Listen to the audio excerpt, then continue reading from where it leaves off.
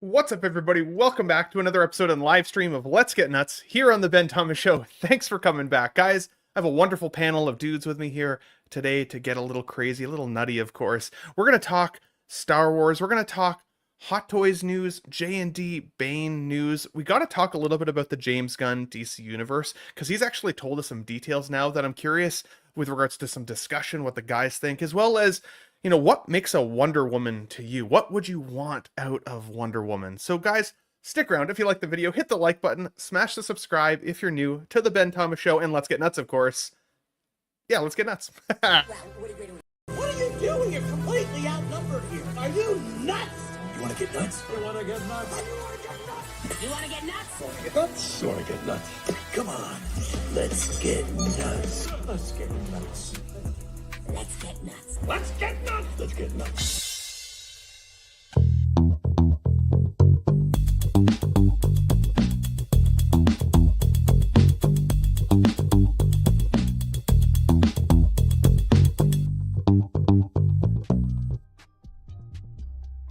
It's funny, you take a week off, and suddenly you're hitting the wrong buttons, you're saying the wrong things. That's the way she goes here. All rusty, but I'm here and excited to be with you guys, as always. Let's bring in our first panelist. We got Mr. Dave, X-Men Supreme, back with us again. A surprise guest. I didn't know you were going to be here today, buddy, and I'm very excited about it. How's the couch surfing going for you today? Oh, man, it's just so good. Primo ways, bro. Bro. That's awesome, dude. That's awesome. You said you haven't had a weekend off or like to yourself for a little while? Yeah, this is the first one for like a couple of months, maybe. So this is it's just good, and it's I could be working. I could be making money, but it's nice to have some time off. Everybody needs a day off, dude. Everybody needs a day off. Did you get your second Jack Sparrow sold yet, or? Oh no, dude! I haven't even Haven't been trying. Thought about that since I got off from my last gig. I've just been vegged the hell out, dude. It's been nuts. I've been considering poking you on it still. So if it doesn't sell, it's like one of those things. Like you ever see something cool at a store that you definitely don't need, and you're like, if it's there next time I come, maybe I'll buy it then. And then you go and it's still there, and you're like, okay, maybe next time. I'm still kind of at that point where I'm like, I want it, but I don't need it yet. But if it doesn't sell, I might score that from you. All the time, dude. That is my life. We'll see how it goes. Good, dude. Love having you back. Thanks for being here, as always, as is tradition. We got Mr. Chris from the Vintage Rebellion podcast, as well as Collecting Weekly, with us back again. Dude, it's been a little while since I've seen you. I was so stoked when you said you were going to be here today, especially because I've got some Star Wars stuff later that I'm excited to hear what your take is on. So, how are you, good sir?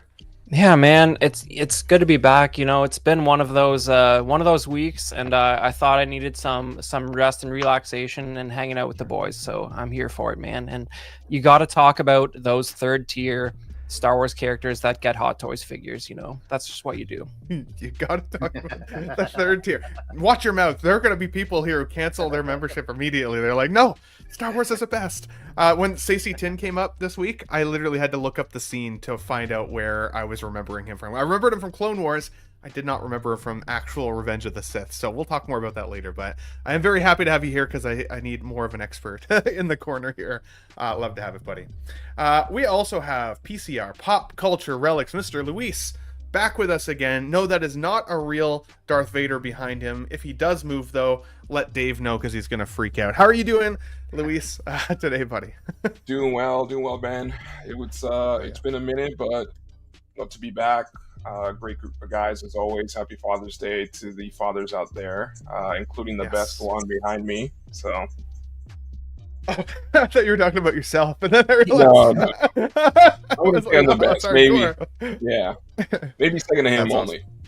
That's fair. I don't know if he was really the best father, though. He seems a little absent, if I'm being honest. Yeah, but... one of those guys who tries to fix everything on the last day. I don't know about that. Yeah.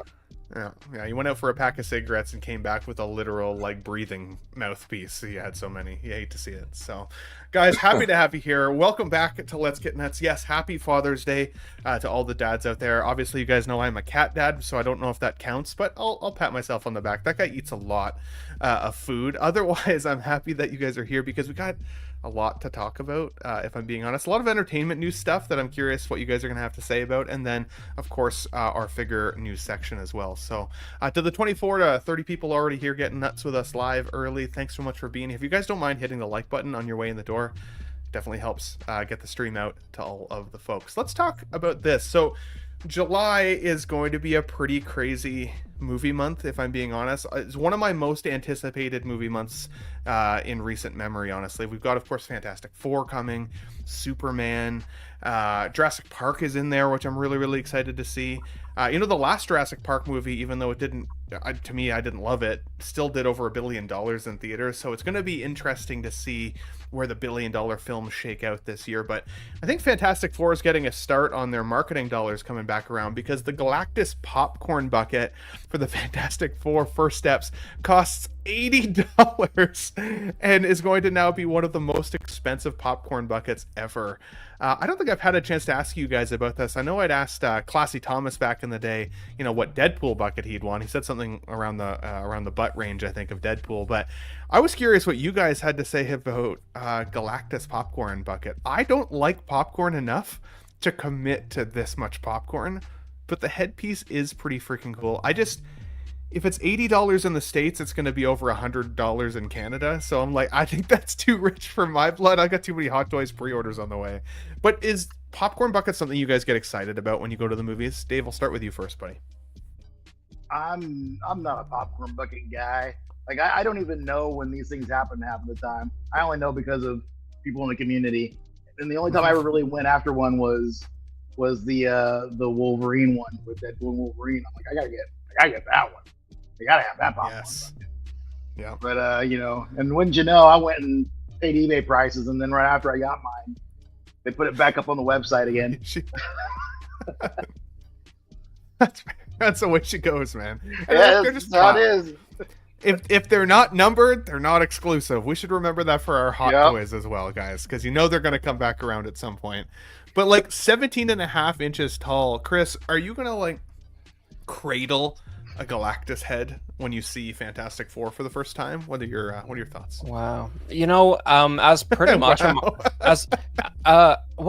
these things get scalped these days, right? Like, I actually went out there and met up with a scalper to get the Alien Romulus bucket, and I think I paid $50 Canadian for what was retail like 19. It was much cheaper than this because it barely has a paint job. It's like solid black, right? Like, this is chromed out. And, even though I'm like not the biggest MCU enjoyer, like when I see Galactus, I think of like old school Mobius art. And I don't know, man, there's something sort of edgy about this. I kind of like it. It might be one of those things I pick up just for like having it for those two first weeks for clout, and then decide if I want to hang on to it, because it looks pretty cool. That's fair. Yeah, it's only 4 inches shorter than the 21 inches of Venom, and we all know how big that figure looks in people's display. Like, this is going to be insane. What about you, Luis? Is obviously you're a collector of many things. Your room behind you is beautiful. Are popcorn buckets one of them? Like, is this something that gets your juices flowing? What are your thoughts? Thank you. And I do dabble here and there with some popcorn buckets. The only one that I recently missed out on one that I really wanted was the Darth Vader one for Revenge of the Sith. So I'm probably gonna have to resort to eBay prices on that, which is by now pretty much the same cost as this. So that's something I would pay that top dollar for. As awesome as this looks, if it was half the price, yes, for sure. And that's usually what they're running now. I think they're anywhere between like $30 to $40. But this being 80, I mean, I could see why. But I would only accept people having this in between their lap, maybe holding on to one horn, if you call it, and it's going crazy. But I'll probably skip this. But I do have probably about 6 or 7 popcorn buckets that I've just gone over the years, including that Deadpool and Wolverine one, of course. I definitely needed that one. Absolutely. And I have seen a couple Superman ones posted up recently. I think one is Superman like heating the popcorn with his laser vision and stuff. There's going to be some cool ones, I'm sure, but this one I thought was the biggest standout. Although again, I am very, very excited for July. Of those 3 films I mentioned, Luis, the obviously Superman, Fantastic Four, Jurassic Park. What's your number 1? Like, what are you most anticipating, would you say? So, being that we're pretty busy around the house here with the kiddos, we often don't have a lot of time for date nights, but I will say the only tickets I bought so far are for Superman. I know Fantastic Four went up this week. So did Superman, but that's the only one that I bought tickets for. So I'm excited for that one of the 3. I do plan on watching Fantastic Four and Jurassic Park. I'm a huge fan, but the one that I feel that I really needed was Superman, and it helps my wife is a big Superman fan, so that was the main reason. Yeah. Hell yeah. That's, I think, for me too. I'm feeling the most excited about it. But for sure. Guys, let us know if you're watching on replay or in the chat now. Is this a popcorn bucket you need to get? Do you get, excited for upcoming films associated with buckets, or is it a collectible item you go for even if you don't love the movie? Like, that's another key piece of it, right? What if you get a popcorn bucket for $80, you go see the movie and you hate it? Like, what do you then still display it? Like, there's lots of questions. Let me know what you guys think, but I definitely feel warmed up. Let's jump into the entertainment news. I have to start with Spaceballs. For me, I think I was too young when I first saw Spaceballs to really get all the humor. And then over the years, as I've gotten older and I've rewatched it, man, does it strike some amazing comedic notes.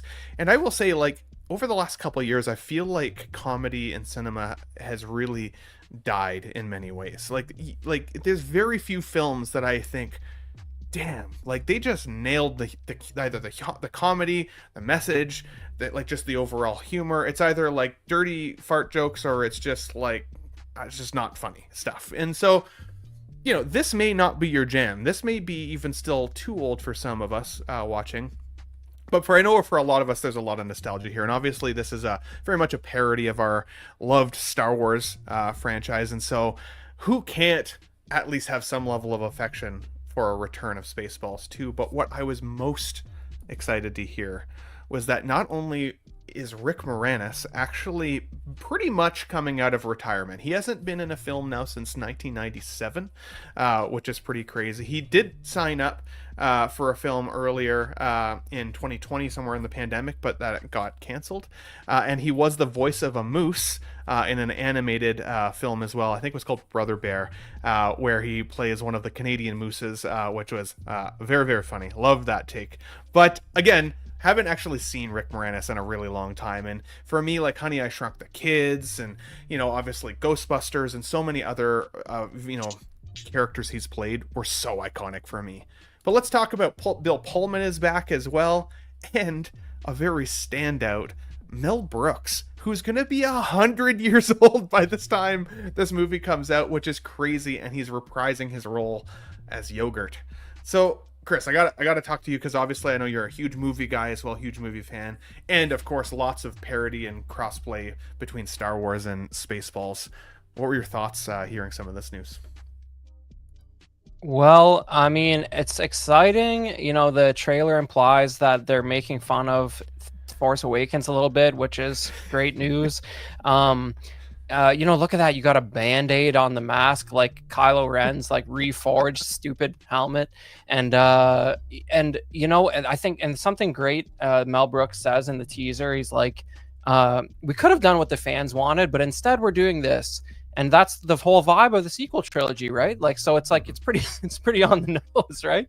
So, that's exciting. I'm trying to pull up the IMDb now. The one concern I have is like, I think Josh Gad is writing it, and I'm not a huge fan of that dude personally. And he's sort of part of the Disney machine, so it's like, is he really going to make fun of Star Wars at level 11 like I want him to? I'm not so sure about that. But sure. That's the main red flag I'm having right now. Obviously, it would have been great if this could have been done while Joan Rivers was still with us, because she's a big highlight of the original film, and they did an animated series a while back that she was in as well. And that part kind of sucks. But fun to finally get Rick Moranis out of retirement for something worthwhile, hopefully. Dude, I'm so excited. And huge respect to Rick, too. It's not like he just decided he didn't want to act anymore. You know, his wife unfortunately had passed away, and he decided to step back. Talking about Father's Day, right? He decided to step back from acting and be a father to his 2 young children, and I think that is super commendable. So, dude, Rick Moranis is the man. I cannot wait to see this guy back for sure. And great thoughts there. Hopefully, though, if these guys have all signed up to come back, Chris, hopefully the script is good, right? I mean, it would suck if they all tagged into this and then it wasn't. But, I mean, it's not always up to the actors, right? Sometimes they're given material that doesn't always work. So, interesting thoughts. Dave, what about you, buddy? Was Spaceballs something that was ever like a big thing for you when you were younger, or maybe into your adult life? Or maybe you didn't like it at all? Where were you on that? And what do you think of these actors returning? All the people that were just going on and on about Shrek having adult jokes that kids didn't get, but still could work with.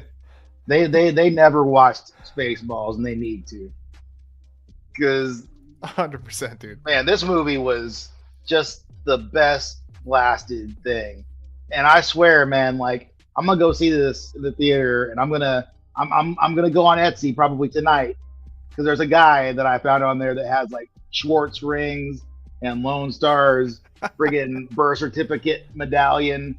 I'm like, you know what? Let's do this. Man, Spaceballs was awesome. Where he's sitting there in his office playing with the toys, the figures of the characters. Come on, dude. Yeah. That's friggin' awesome. Yeah, like this absolutely. is the best that parodies have had to offer, in my opinion. This is friggin' awesome. This is great. And it is good to see Rick Moranis come back. It's gonna be one of those stand-up moments, like when we saw Charlie Cox show up in No Way Home. This is gonna be that moment with Rick Moranis. It's gonna be great. Oh yeah, dude. If he comes out of a portal or something, I'm gonna be like, oh, you never know. But that's awesome, man. Good take there. Vita says space nuts. You love to see it. Ricardo is excited. Rick Moranis. Woo, love to see it there, buddy. Yeah, Figurecraft says, Ben Thomas, you should rebrand to Space Nuts. Maybe. We'll find out. We got Lael here, 1/6 scale man as well. He says, X-Men Supreme is also making a cameo in Spaceballs 2 as Darth Sticky Cheeks. I cannot confirm or deny. That's awesome. I had a chance to be on Lael's show, Collectors International, this morning for only about a half an hour, but that was always a good time seeing those boys over there. So if you missed that, hit the replay after the show today, guys. Luis, last but certainly not least, obviously this is a pretty crazy casting announcements here. Spaceballs I'm excited for. I'm excited. I don't want to overhype it for myself, right? Because I feel like for me, if I overhype a comedy, it's almost never as funny. Napoleon Dynamite was one of those films for me where everybody was like, oh my god, it's the funniest movie of all time. And then I saw it and I was like, It wasn't until years later I rewatched it and really appreciated it. But at the same time, I'm excited to see these guys coming back. One notable exception, obviously, John Candy not being back in the role. I mean, I freaking love John Candy. So hopefully they have some homage to him in there as well, which I'm sure they will, of course. What are your thoughts here, Luis? Yeah, that was the first thing I was thinking about. Obviously, I'm stoked to hear the good news. I mean, I felt like this is like a April Fool's joke originally, but I'm like, we're way past that. So I'm excited. I obviously grew up with Spaceballs and a very special place. If there were merchandise available to have been bought, I would have gotten it. So we'll see how this works out this time around, especially with Disney owning Lucasfilm. So I would love to have like a legit Dark Helmet, Lone Star. I mean, I think having the original crew in figure form would be amazing. So we'll see how that goes as far as merch. But with all these Mel Brooks films, they were very not PC.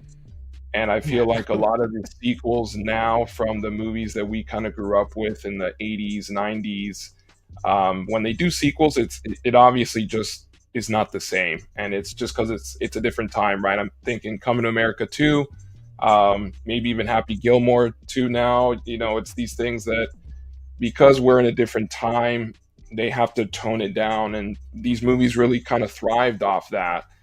So we'll see. I'm excited nonetheless. I will definitely be buying tickets when they come up, and yeah, I'm happy to see Rick is back.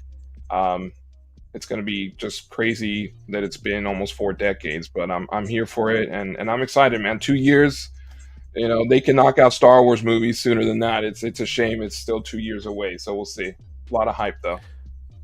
Absolutely. And I could be misremembering this. I feel like I saw it in a documentary years ago, but I could be misremembering. So take this as pure Ben's bad memory. But I seem to remember thinking that these guys weren't able to make toys originally because it was Correct. too closely related to Star Wars toys, right? So they were like, absolutely not.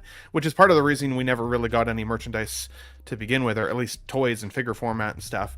But like you mentioned, Luis, with them being now part of Disney, well, Disney obviously does have a relationship with companies like Hot Toys and stuff. So yeah, like the chances are better than they were before. That's 100%. And I think Star Wars is so well established now that no matter what, whether there's toys of this movie or not, Star Wars will never take a dent in the door.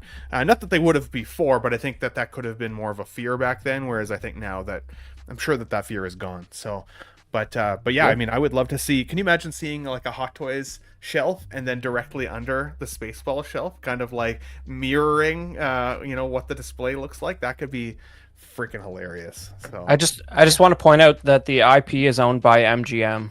Yeah, it might not be.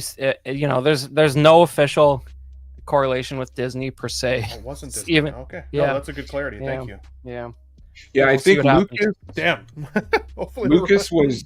was the only caveat was you can do a parody off of my IP, right? But you can't do any merchandise. That was his only thing. You can't merchandise Star Wars, but I'll let you have kind of full rights to, poke fun at it. That's why they never did the merch. So, we'll see how that goes into Disney's authority, but I mean, this screams popcorn bucket easily. They could easily do a dark helmet bucket, and that I'd buy, regardless of the price. Dark helmet bucket. Yeah, 100%. The full size Oh yeah, helmet. full size or nothing. Yeah. For sure. Great I think helmet. the world being so sensitive, though, again, like talking about comedy earlier there as well, right? Like, I really feel like we need to just, as a society, try to get past that a little bit. Like, these movies are meant to make you laugh. They're meant to be near the mark. They're meant to but at the same time, they're meant to be intelligent fun too. They're supposed to make you go, I thought about that, and that's actually freaking hilarious. Not to offend somebody, but to inspire some emotional reaction, right? Which is hopefully laughter as a result. But that's what comedies are supposed to be. It sucks that we've moved away from that. Everybody's an asshole now. Who is he? He's an asshole, sir. I know that. What's his name? That is his name, sir. Asshole. Major asshole. And his cousin? He's an asshole too, sir. Gunn is made first class Philip asshole. How many assholes we got on this ship anyhow? No! I knew it. I'm surrounded by assholes. Keep firing, assholes! Love it. Too good, man. I love it. I think Also, there's by the- hope. I think Go there's ahead. hope because I've been seeing lately, like, I'm a huge fan of reaction channels. I don't know why. It's like the lowest effort form of entertainment, but I love it. I don't know what it is.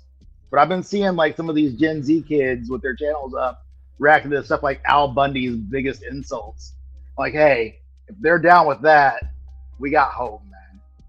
You are not wrong. You are not wrong. By the way, we got Aaron Articulates here in the chat with us. He says, "Don't get me started on political correctness. Rant incoming." Guys, if you haven't had a chance, do me a favor, go over, subscribe to Aaron Articulates.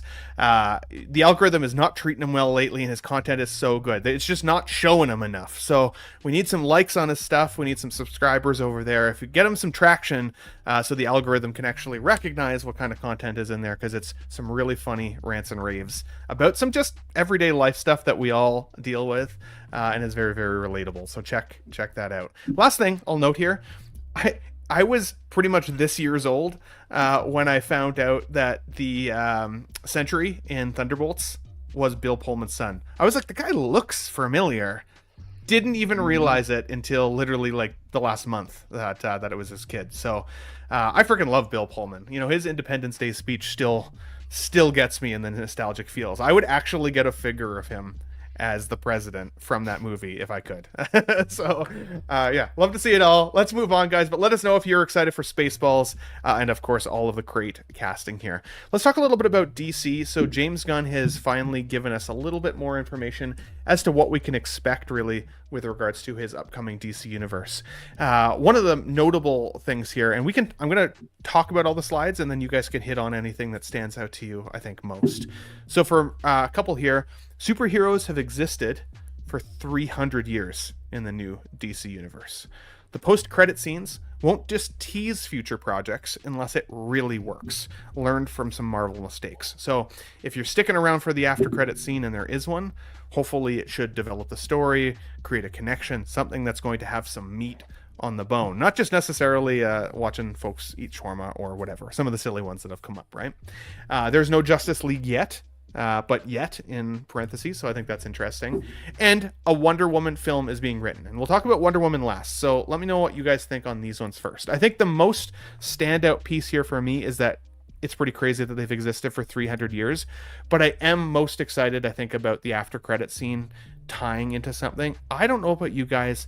I kind of hate seeing a movie and then sitting there for like, I don't even know. It's probably only like 7 minutes, but it feels like the longest 7 minutes of life watching all the credits roll, just to have kind of a nothing burger, little kind of teaser, Easter egg sort of thing.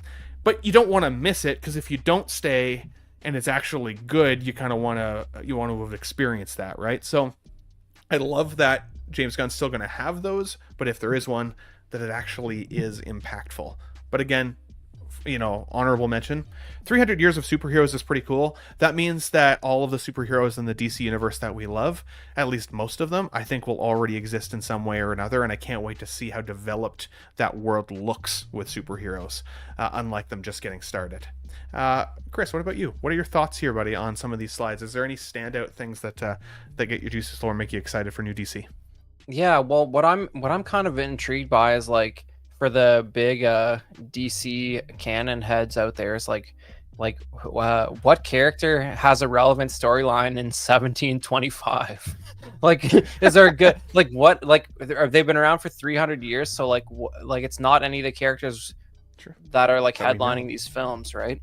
So like, yeah, for sure. I know there's like alternate universe, like Gotham by Gaslight and all that stuff, but like I'm assuming we're talking about if they're going to mention 300 years, that kind of implies that some character is still going to be relevant since that time.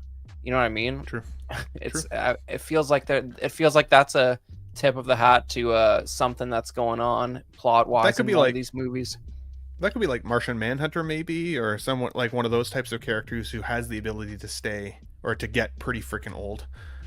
Maybe, I don't like. Possibly, but yeah, no, sorry, didn't mean to cut you off. No, that's I mean, I don't follow it enough to know. As far as I'm aware, DC's library of characters consists of everything you see on the right there. So I'm not that guy, but I've seen all the movies, of course, and it's always exciting when they try when they sort of wipe the slate clean and try and start over. But I just wonder. The only thing I'm worried about is that if they play it a little too safe because of how the last attempt at a shared universe played out. You know what I mean? Like, if these are a little too clean and not they're not getting experimental enough, not trying interesting new ideas. That's what I'm worried about.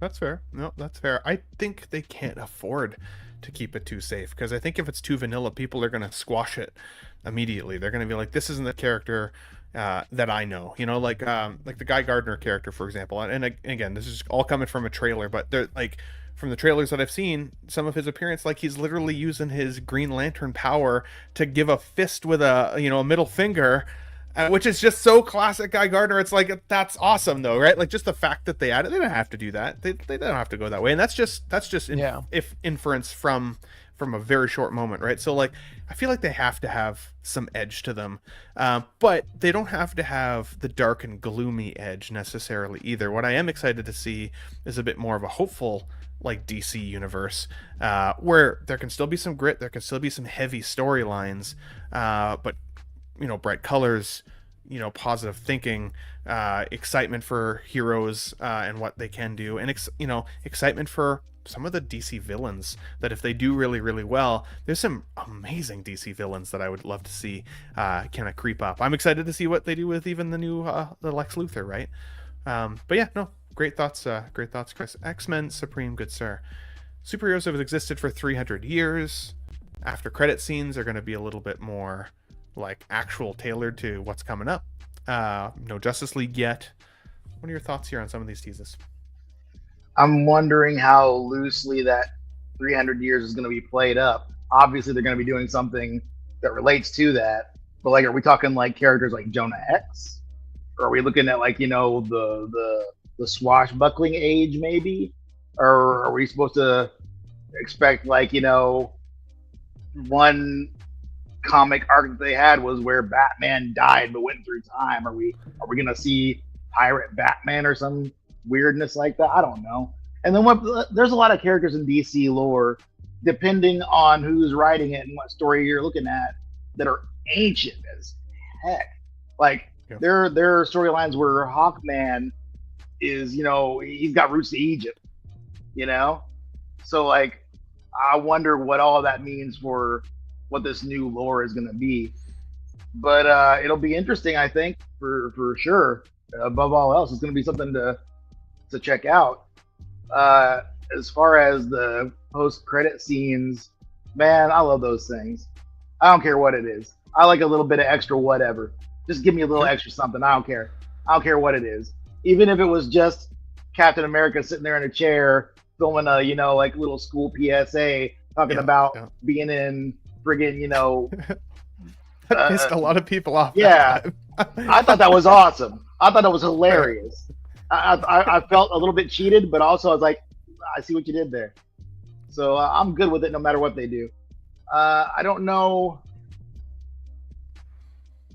man, because there's some really old characters in DC. Like Wonder Woman, I don't know that we've ever had an actual date for her. Mm-hmm. Like when she was molded from clay, if that's the case that they're going with, or when she was born or whatever. How long has the Themyscira been around? All that stuff. I mean, we're talking like ancient man stuff here. So it'll be interesting, I think.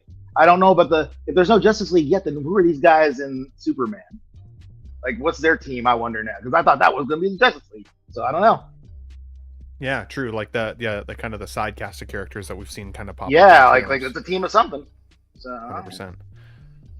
And I mean, I think, I could be wrong here. I think when people think Justice League, they do think the characters that you see on the right-hand side. So I think maybe that's part of it, that these characters do exist within the world that just haven't actually banded together yet. Because that was something that was, for me, a huge criticism of the Zack Snyder universe, was that we only got, like, Man of Steel, and then they pretty much just jumped right into Justice League. So it didn't feel as earned with the characters as even some of the Marvel films. Like, I remember seeing those original Marvel films, and people didn't like that first Captain America film at first, and then that really grew on people. A lot of people did not like the first Thor movie at first, and then that really grew on people, right? And then before you knew it, that cast of Avengers in 2012, those were our Avengers. And now we look back and think, man, like, I wish we could get back to that again with, Avengers teams, right, and stuff like that, and those types of characters and that type of love and the bond and kind of the story that they built up. But Justice League didn't really do that in the Snyder universe. They kind of just jumped the bar and just jumped right into it, which for me felt like a mistake. But so if they take it slow and they do it right, I'm excited to see what this looks like. Luis, you're a pretty big pop culture guy, obviously, based on your name. What are your thoughts on everything that James Gunn has mentioned here? Is there any of this stuff that's getting you excited, or are you still feeling like if the Superman movie isn't nailing it for you, you no longer care about the rest of this? Because that's the other side of the discourse, right? Like, a lot of people are kind of saying, like, yeah, it's great, there's lots of hype, there's lots of things being talked about, but like, if Superman sucks, I'm out. What are your thoughts? Oh, did he freeze? Yeah, I mean, they're all great points. I almost feel like these superheroes, and mainly going back to the gods and these false gods kind of storylines, I think of Wonder Woman, Zeus, Black Adam, I think was in that somewhere hundreds of years prior to. So I kind of see that more as just a way that they can say, hey, we can throw the major movies out, and then we have a timeline so we can do some maybe prequels or some other superhero movies to throw in there prior to. So to me, it's no big deal in that regards. But I do think Superman is obviously chief cornerstone to DC, almost as much as Batman.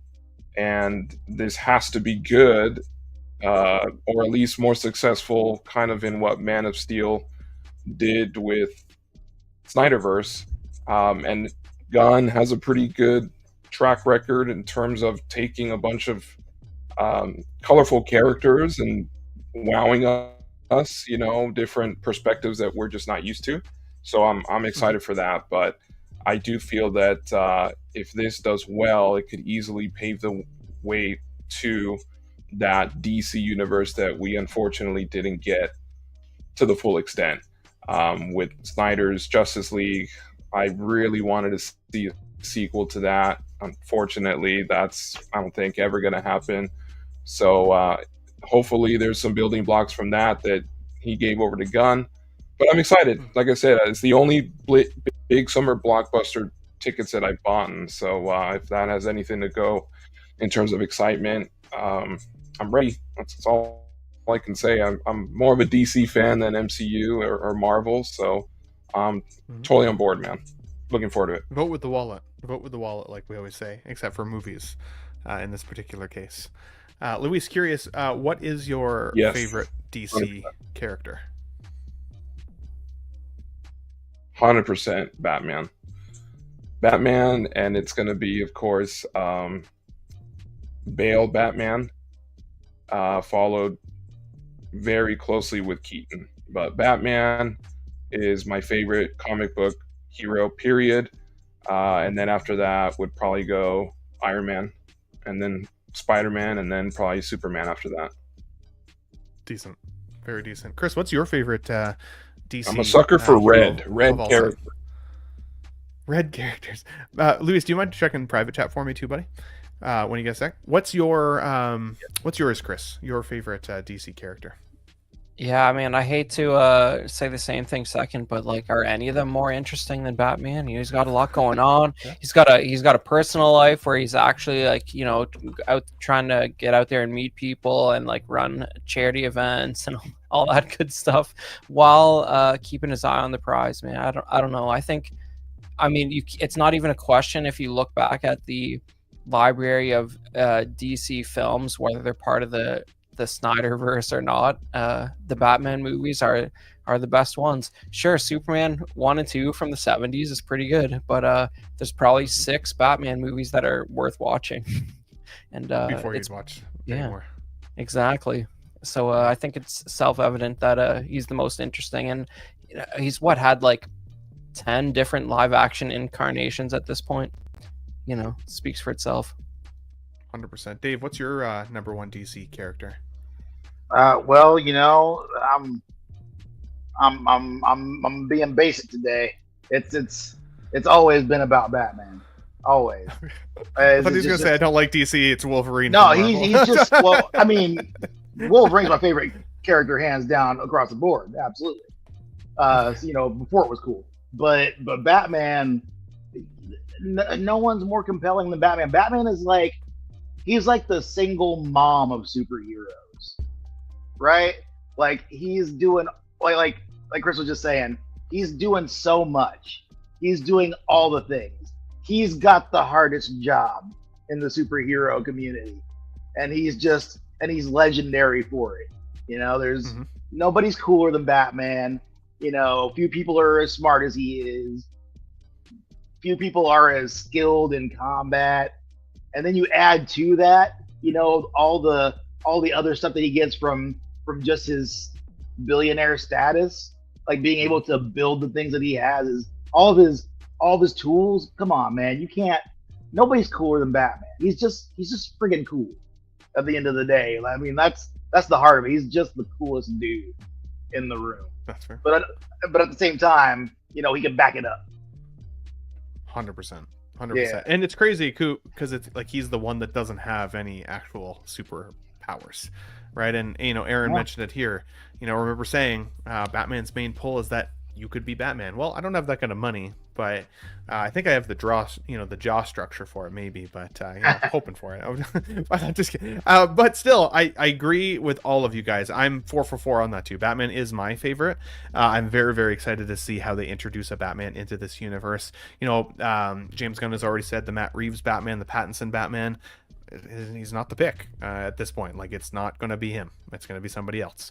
I think that there's a world in which we can still have both Batmans. I know Matt Reeves is currently looking at stepping away from the Batman 2. Hopefully we still get the Batman 2 for Pattinson's, because I did really like his first film, and I did really like Penguin. I just finally got a chance to watch the rest of that show, and that show hit on all cylinders for me. So I would love to see a sequel film from Pattinson's Batman, but even if we don't get that, I am very excited to see what the next iteration is. And I do kind of hope for like a gray outfit with the blue and the yellow emblem and stuff, like the comic book Batman. I think that could be cool. But in practicality, maybe it would look silly. Like I don't know. What do you guys think? But sticking with DC though, Wonder Woman film is being written right now, and there's a couple of fan castings that you see here on the right. I have a hard time saying the girl's name, but the girl from playing Bix in the Andor series, you can see her centered in the photo here on the right. I think she would be my pick. Not only is she a badass, she's a great actress. I think she looks the part. I think the only criticism that I've heard out in the world is that she's maybe a little bit on the short side for how kind of Amazonian and large Wonder Woman tends to be. In fact, I used to joke that I had a chiropractor, beautiful woman, but she was the biggest woman I'd ever seen, like physically, like height wise. And I'm a big guy, like I'm 6'2" and 230 pounds, and she could just like grab me from both sides and go crunch, no problem. She would have made a great Amazonian warrior. The girl from playing Bix in Andor, she's pretty tiny. Maybe she wouldn't have that same feel, but I think she could make a great one. But my question for you guys is, what to you really makes like a great Wonder Woman? Whether it's the character, is it her look, is it the way she's portrayed, is it her accent, or is it any of those things? Like, what would make a great Wonder Woman to you? For me, I do think it's that little bit of exoticness. Themyscira is kind of an exotic kind of Greek-inspired Odyssey style kind of adventure-y place. So I feel like somebody who comes from there should naturally have some level of some of those qualities, essentially, right? But at the same time, that doesn't necessarily mean it has to look like it. Doesn't mean she has to sound like it. She could be completely different from the comics. What are your thoughts, Chris? What makes a great Wonder Woman for you? Dude, I do not envy this casting director. I mean, like, no matter what they do, somebody's gonna have problems. Somebody's gonna be writing articles. Somebody's gonna be causing trouble on social media. It's one of those things where it's like it's so tough that like it's almost like I feel like no matter what they choose, 50% of the audience is going to have a problem with it. And that's it. I didn't hear that. I guess these are fan castings. I think her from Andor, her name is Adrina Arjona or something. I think that's close, but she clearly showed that she has chops, and that'd be interesting. But I feel like if you're gonna try and establish like a multi-film franchise, you want to go for somebody a little bit more unknown, because, like, let's face it, Andor is now a cultural institution. If you don't like it, I got a problem with you. And if Disney doesn't make all their shows better from now on for Star Wars, they're slipping. So I mean, she's pretty iconic now, so like she might be like too famous from that role to sort of really separate for this. Yeah, I mean, I don't know either of the other two here. I got nothing, man. It's like it's a minefield, and God bless them for whatever they choose, because somebody's gonna have a problem with it. And it's weird. Like we've sort of come to the conclusion that we know what Superman looks like, and we're allowed to cast him that way. But for everybody else, I'm not so sure that's the case. So like, I don't know, man. I'm just gonna eat popcorn from my Galactus helmet and watch the internet meltdown whenever somebody gets chosen. That's very well said. Big Rib says Brock Lesnar's daughter would make a great Wonder Woman. She is a huge woman. I saw that she just won I think a shot put competition recently. So good on that lady. But I don't see her as Wonder Woman, if I'm being totally honest. She still looks like Brock Lesnar quite a bit. Dave, in terms of a Wonder Woman here, what's the right fit for you? Keep in mind, I mean, we think back to somebody iconic like Linda Carter was amazing as Wonder Woman, but then, you know, Gal Gadot, you know, for some of her, in my opinion, she's not the greatest actress. Some of her faults in acting, she still really looked the part. She still felt like a Wonder Woman. She still had some of that exoticness that I talked about. But very different two types of castings for a Wonder Woman. Is there anything that you're looking for quality-wise, or is it really just chemistry even with the rest of the DC? What are your thoughts about it? Wonder Woman is a very important character for a lot of reasons to a lot of people, fitting a lot of different, you know, social needs, if you want to call it that. Like, there's a little something there for everybody. You know, she is the embodiment of power and righteousness. And that's something that, of course, needs to be conveyed. And I feel like whatever they do to cast her, like, it's going to be hard probably to find all the qualities you need in one person to be, you know, the definitive Wonder Woman. And I'm sure they can get close.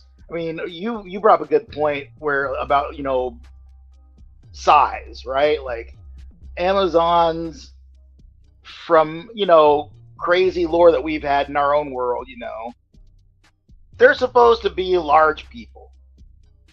And I'll tell you, man, if you can get a 6 foot something Wonder Woman, that'd be great. That'd be perfect. She needs to just be looming over everybody. And just like, you know, here I am power. And you want to see her exude that, but you also want to see the other half of that coin. You want to see friggin' beautiful, you know, built Wonder Woman. That's just Wonder Woman. You know, call it what you want, say what you will, cancel who you want, but that's what Wonder Woman has always been. And that's what we need in a Wonder Woman. And the great thing about Wonder Woman is, I don't care. The great thing about Wonder Woman is is she doesn't have to be a specific ethnicity. She's always been a little bit like, sure, when you go back to the original comics, she's, you know, white as the driven snow. But in a lot of ways, her story lends to that exotic nature where she can be, you know, just about anybody, right? Mm-hmm. So I feel like Gal Gadot did look the part very well, and I liked her as Wonder Woman. And I think that, you know, we could go somewhere near that route too in this one. But I would like to point out too, you know, isn't it great how people, you know, care about stuff like height when a character is supposed to be tall? But I don't know. I don't know any character Wolverine. They've ever got wrong. We can have a short Wolverine, but that's okay if we have a 6'2" Wolverine. But we gotta have a giant Wonder Woman. There's just no way. You know, I just want, you know. But no, I agree. I would love to see a giant. I want to see a giant, perfect Wonder Woman, right? Like, you know, make her some model quality chick that could act. Hey, that's it, man. That's what it is. I appreciate that you added that can act, because that's the big piece for me. If she's just nice to look at, we get another Gal Gadot, which no shade. It's just that she just isn't that great of an actress. I just never really loved her that much, and so. And she looked the part, but that doesn't always, you know, take it over the line, right? And I think about size mattering, but on the other hand, they can do some pretty amazing things with camera tricks nowadays. Like, I think about Tom Hardy as Bane. Tom Hardy is not a huge man, and he looked like Bane in The Dark Knight Rises. And also remember, Gal Gadot wasn't really in the Flash. That was a body double with her face pasted on it. Yeah, I didn't know that, actually. That's hilarious. I think I heard that somewhere. Yeah. Tom Cruise like too. even in the scene where she's talking, or like that she on the filmed. bridge? She came in for like an hour probably, and they Filmed filmed her, her face say that line, and they put her face on a stand-in's body who shot the scene. Technology That's is too weird. crazy. That's too crazy to me. Yeah, that's too crazy. Guys, we have 50 people watching live. If you guys don't mind hitting the like button, I think we're just under 30 likes. Would definitely appreciate it if you're enjoying the show today. Luis had to restart his internet, so hopefully we'll get him back here shortly. But yeah, let us know what you guys think on terms of Wonder Woman. Is there a Wonder Woman that you would love fan casted? Is it a specific actress? What's the quality that you look for in a really strong Wonder Woman? I would love to hear what you guys have to say about that. Please keep it respectful, though, because obviously these are young ladies as well. We want to be respectful to our women folk to the best of our abilities, while still appreciating their beauty of all things, of course, too. Guys, let's look at this one last piece before we jump into some figure news. This was just fun. I just threw it in at the very last minute because Henry Cavill has really long hair now. And there's a little, short clip in the new Superman trailer that shows this dude on the right that people are speculating is Henry Cavill as maybe Bizarro, potentially. So I thought it was hilarious. I was curious what you guys had to say about it. I'm going to quickly even start a poll. Is this Henry Cavill in Superman? Or is this just people reaching? Is this just people hoping that maybe we'll see him in there? I personally do not think that James Gunn is going to put Henry Cavill in this film in any way, shape, or form. I just don't think it's going to be the case. In fact, I think that could almost be disrespectful to Henry, if I'm being honest, because this role has been recast. We're supposed to be trying to forget that other Superman, existence really was created, so that we can really get on board with a new direction. I think if they put him in here, I just don't think it's a good idea. But I've been wrong before. X-Men Supreme, do you think this could be Henry Cavill here on the right in the CGI monstrosity?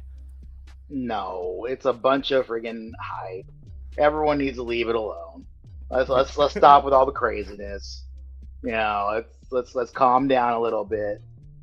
Chillax, 100%. As we Gen Xers like to say. It's interesting, and I'm wondering what they're gonna do there. But it's almost like it's almost like somebody just made this image using like Lobo stuff, because it looks more like Lobo to me than it does anybody else. But whatever. I never can get into the speculation too much in a lot of these cases, because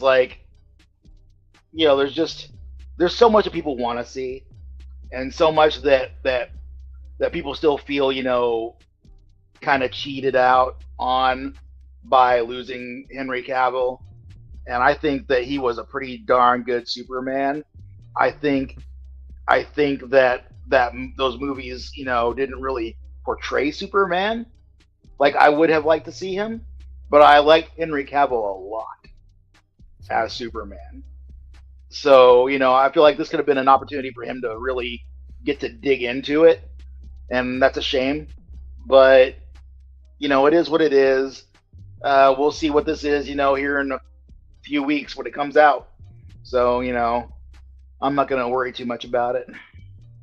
I mean, no shade to my boy Henry Cavill here, but even his hairline is getting a little high up in the corners. This CGI monstrosity over on the right-hand side. The hairline doesn't match, folks. It doesn't match. Yeah, well, that's it. That's it. It's like a fingerprint, man. As long as. Also, I honestly do hope that the speculation around this even being a Bizarro is also wrong, because I don't love this look for a Bizarro either. This is me, but not a huge fan of that look. Hopefully, it's just something else within the movie. Maybe even just a cloned monstrosity of David Cornsweat or something crazy. But what do you think, Chris? Yes, no. Is this Henry Cavill in the new in the new Superman film? Are we sure this isn't just like an unused shot from the bizarre menagerie of CGI Superman cameos from The Flash? What's going on here? You know what I mean? He belongs with Nicolas Cage and all that. The only thing I'd be kind of interesting is and I don't support this, but it'd be funny if it was a way of firmly sort of resetting the canon.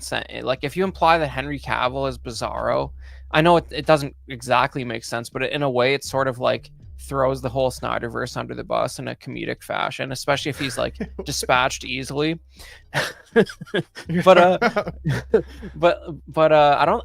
To be honest, we've seen Henry Cavill leave projects for creative difference reasons, and obviously he wasn't stoked about Superman falling apart after he was announced to be returning, and it's also sounded like he was having some creative problems on The Witcher, which contributed to his decision to leave that. And I don't, if that's what this was, I don't really think he would do it. But as the part of me that loves drama would like to see James Gunn try and like crap on all the other DC films from the last 5 years, just to watch the fan universe implode, because some people just want to see the world burn, I guess. But yeah. but I don't think that's what this is. I think that'd be a bigger story than any other headline coming out of this movie, and I don't believe it for a moment. I agree. I'm happy I'm seeing it opening night, because otherwise I feel like it's stuff like this that's going to get leaked to the internet immediately. If you do not want any of this movie spoiled for you, do not look at your social media after things get rolling at theaters. It's not worth it. I would say the community agrees with all three of us. Only 19 votes, but the majority were no. So 89% said no. 1% said yes. So yeah, there's one person out there who really truly feels like maybe that is Henry Cavill. So guys, let us know what your thoughts are on that. I do want to get going on our 6 scale news, but some housekeeping here. We do have of course, a channel membership here on the Ben Thomas Show. It's called The Classy Nuts. If you guys want to become part of The Classy Nuts, please feel free. I did put the link in a pinned comment at the top. I did recently add the SpongeBob SquareBalls logo in there, so if you are just thinking about classy, or you feel like being classy, you can always put it in the comments there to honor him, of course. And then I do have an exciting update in terms of our membership badges on the Classy Nuts channel membership here. We now have a Classy Nut actual nut logo designed by Dean the Dream Martin over at Collecting Weekly. So for all those folks who have been in here with us now for over a year, who are sitting at the bub nut status, you will eventually become a Classy Nut once you hit 3 years. So love Classy. I think he would have absolutely got a huge kick out of this for sure. I think he would have really thought this was funny. So love that guy, miss him, and happy to honor him here on the Ben Thomas Show as always. But if you want to become a Classy Nut eventually, think about becoming one of the over 40 people who are up here on the slide now, and we will read all your names at the end of the show, as well as we roll your names at the end of all the Ben Thomas Show credits week over week. But guys, I definitely think it's that time of the show where we do say a quick hello to the chat. Is that everyone? I can put it more.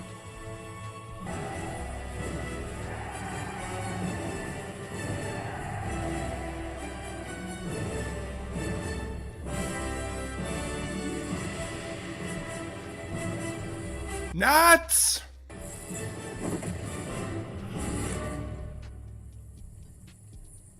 Assemble. Nuts assemble. We've got Pop Culture Relics in with us. He was here in the panel as well. Hopefully we get him back. We got MB Dyson 829 in the chat with us as well. Good to see you here, my friend. We got X-Men Supreme on the couch with us as well as in the chat. You love to see it. We got Thalia Meyer here as well with a happy Father's Day to everybody.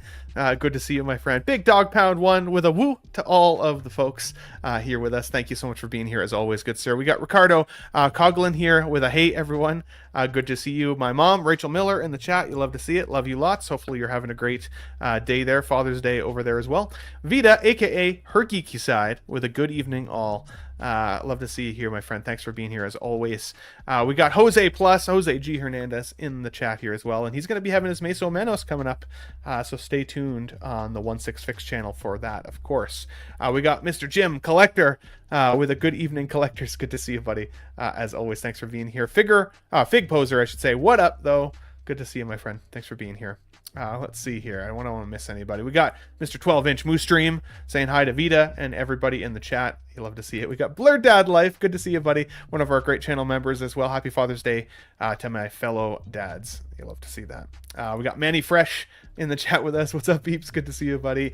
Aaron Articulates. Hopefully you'll get some subs today out of the show, buddy. As always, we got Figurecraft, Mr. Philly. With hey everyone, just here for the nuts. Happy Father's Day to all the dads. Good to see you, buddy. Thanks for being here. We got Mr. Robert Field to Burn. Hello. Good to see you, buddy. Thanks for being here again, as always. 1/6 Scale Man was here earlier with Ben Richards as God. You'll love to see it. Thanks for being here, buddy. We got Chris Porteous, of course, in the chat and in the panel. You'll love to see it. Let's see here. I don't want to miss anybody. Chris Porteous, gotcha. Tijuana Mike, aka King Chiro, with us, and one of our great channel members as well. Adrian Underwood, dude, thanks for being here. Good evening, everyone. Happy to have you back. Mark P, as always, happy Father's Day. Good to see you back here, buddy, as well. We got OU 812 or 812. Bats is the best of the Rogues Gallery. Hell yeah, dude. And you're a new name. I haven't recognized you here before, so thanks for being here, getting nuts with us on Sundays. Let's see here. We got Mr. Brick Artemis in the chat. You love to see it with a what's up, fellas. Good to see you, buddy. I'm excited to hear more about your coverage of Carnage, the Mondo figure, as well. So stay tuned for Brick Artemis there. Valkyrie Magnus, the VM. You love to see it. Mr. Eric, the plane guy. Love to hear, buddy. Thanks for being here as always. We got Ash Chase in the chat with us as well. Good to see you, buddy. Says hi to Moose there as well. And I think that is almost every Big Rib, just in case I didn't say it. Good to see you, buddy. Oh, we got Press X to continue. Did someone say nuts? Good to see you, buddy. Thanks for being here. We got Sly Darlin. That's another new name that I haven't seen before. Thank you so much for being here. Get nuts with us on Sundays, man. That's awesome. I am here to see it. Brick Artemis says, I think you need a Venom nut. Yeah, that would be a great idea. You have been a channel member for a little while, Brick, so I guess we have to take that as a suggestion. I'll put it in the comments box. Love to see it, guys. Let's keep on with the show here. Again, hopefully we see Pop Culture Relics come back in here shortly. I did want to quickly touch on this. It's a little bit of older news now, but we did skip on the Sunday show last week. We got, of course, Draco Malfoy from InArt finally being shown. And I will be honest with you guys. I think this is the worst showing we've seen from InArt to date. Now, in fairness, they did add to their official post right away and said, we're still working on it. It's still in the oven. But my good buddy Marco at 16fix often will say on Collecting Weekly, controlling the message is really, really important. And when a company shows us something like this, especially a company like InArt that are known for a pretty premium quality head sculpt at this point, rooting job and all the things, I feel like this probably was about as good as they wanted to make this, and then after seeing the reactions said no, I swear we're still working on it, because otherwise it's not a good message to be putting out there, in my opinion. You still want people's money, right? And I don't like giving my money unless I have a better idea of what I'm actually going to be paying for. I don't think that's much to ask. What do you think, Chris, in terms of the Draco Malfoy here InArt figure? Well, I think part of the problem with these is that you're always seeing them with lighting that's like not how you're used to seeing the character, right? Like, true. Of course, on the right here you have this is like a production still that, it's on solid gray. They might have used it to cut out and put in promotional material or whatever, but it's not how he looks in the movie. It's very flat lighting. Like, usually in a movie, if you have a close-up on a character, you have a very pronounced key light coming from either the left or the right side, and like half their face is like double the brightness of the other half. And I feel like if you don't get that look, it doesn't look like the movie to me. You know what I mean? Like, this is very even lighting. Wow, the hair looks really different in that shot than the one you just had up, but I don't know. There's a sculpted one, and there's a rooted version as well. Gotcha. That's what it is. Mm-hmm. Okay. Yeah, the sculpted looks worse for sure, which I don't always think when it comes to Hot Toys. The Hot Toys ones, I think some of their sculpted look better than their rooted lately. But for this, obviously that's not the case if you ask me. But yeah, the face looks maybe a little off. But also you got to remember they're probably referencing the first or second film here. I don't know if it's specified. Yeah, and first film, I think. He's a real little kid, and you're a part of our memory of this character is like more of a 14-year-old than a 7 or whatever he was during that movie, and that's throwing you off a little bit too. I think it's not bad, but I think if they would light it like you're used to seeing him in the movie, it'd probably look like that's a little closer, where it's sort of coming from a portrait, more of a motivated key light there. And also, like, you know, he looks a little too positive. Maybe that's part of the problem. He's not pissed off enough. yeah. Angsty. Yeah, I can see that. I can see that for sure. Adrian says, looks like a Ken doll. She says it's Eminem. That's amazing. Brick Artemis with a $4.99 super chat, dude. Thank you so much. Says, do it. In terms of a Venom. Venom nut. We'll get that for you, buddy. This is for you as well, good sir. Thank you. Thank you. Thank you. Oh, thank you. Thank you. Thank you. Thank you, man. I appreciate you. That, of course, goes to all of the dollars for the next channel giveaway, which, by the way, I think I'm going to do the next channel giveaway for a figure at 60K. We're at, I think we need about 1,500 more subscribers. So if we get there pretty quick, we'll do another subscriber giveaway. And all of the dollars from Super Chats goes back towards those channel members. So thank you again for that, buddy. X-Men Supreme, what are your thoughts here on Draco Malfoy? I thought the Harry Potter was pretty good. The Hermione at first I didn't love, but they tweaked her a little bit, and then they changed her kneecaps and a whole bunch of random weird stuff that way. Draco was not a character that I was also most excited about. I would have liked to see maybe a Hagrid to go, with the original 3, or, maybe this is the excitement one. I don't know. I guess Harry does need a bit of a villain, and it's not a Voldemort movie at that point yet, right? So, what are your thoughts on a little Draco here? I don't know. I watched, I think, the bulk of the Harry Potter movies. I don't think I watched the last one that was like what? It was like one book, but it was like 3 movies. Was it? Two know. movies. 2 movies. Okay. Yeah, I watched I want to say I watched up to the point where like Hermione punched this dude in the face, and it was great. And I think that's like the last movie that I watched. But yeah, he looks like a little jerk to me. I will say, little bastard. I will say,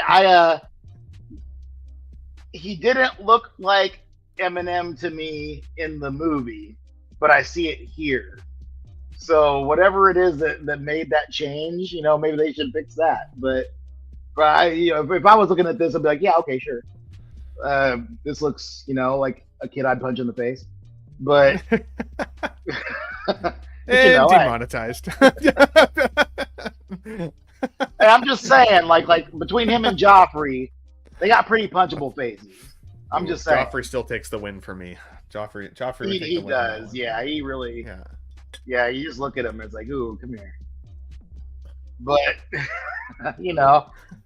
yeah, I think Slytherin Shady here looks fine, but there's room for improvement, sure. Sorry, I had to take a drink. That was good. Slytherin Shady is now the new name that I'm going to stick with in art figure. So, obviously lots of community feedback, right? Eyes are sunken in a little too much, makes him look like he's wearing eyeliner. I agree. I do think, though, if they're saying that they're going to tweak him, then I'm excited for the next update. So I'm not going to get too bent out of shape until I see what a final will actually look like. I do think InArt's relatively motivated to make these pretty good. I do think that the short, rooted hair look, actually, they've done a good job with it. So that's exciting to see, because we often talk about how we don't see much shorter haired characters with a rooted style. So I'll be curious to see what that looks like. I haven't gone in on any of the Harry Potter InArt figures, if I'm being honest.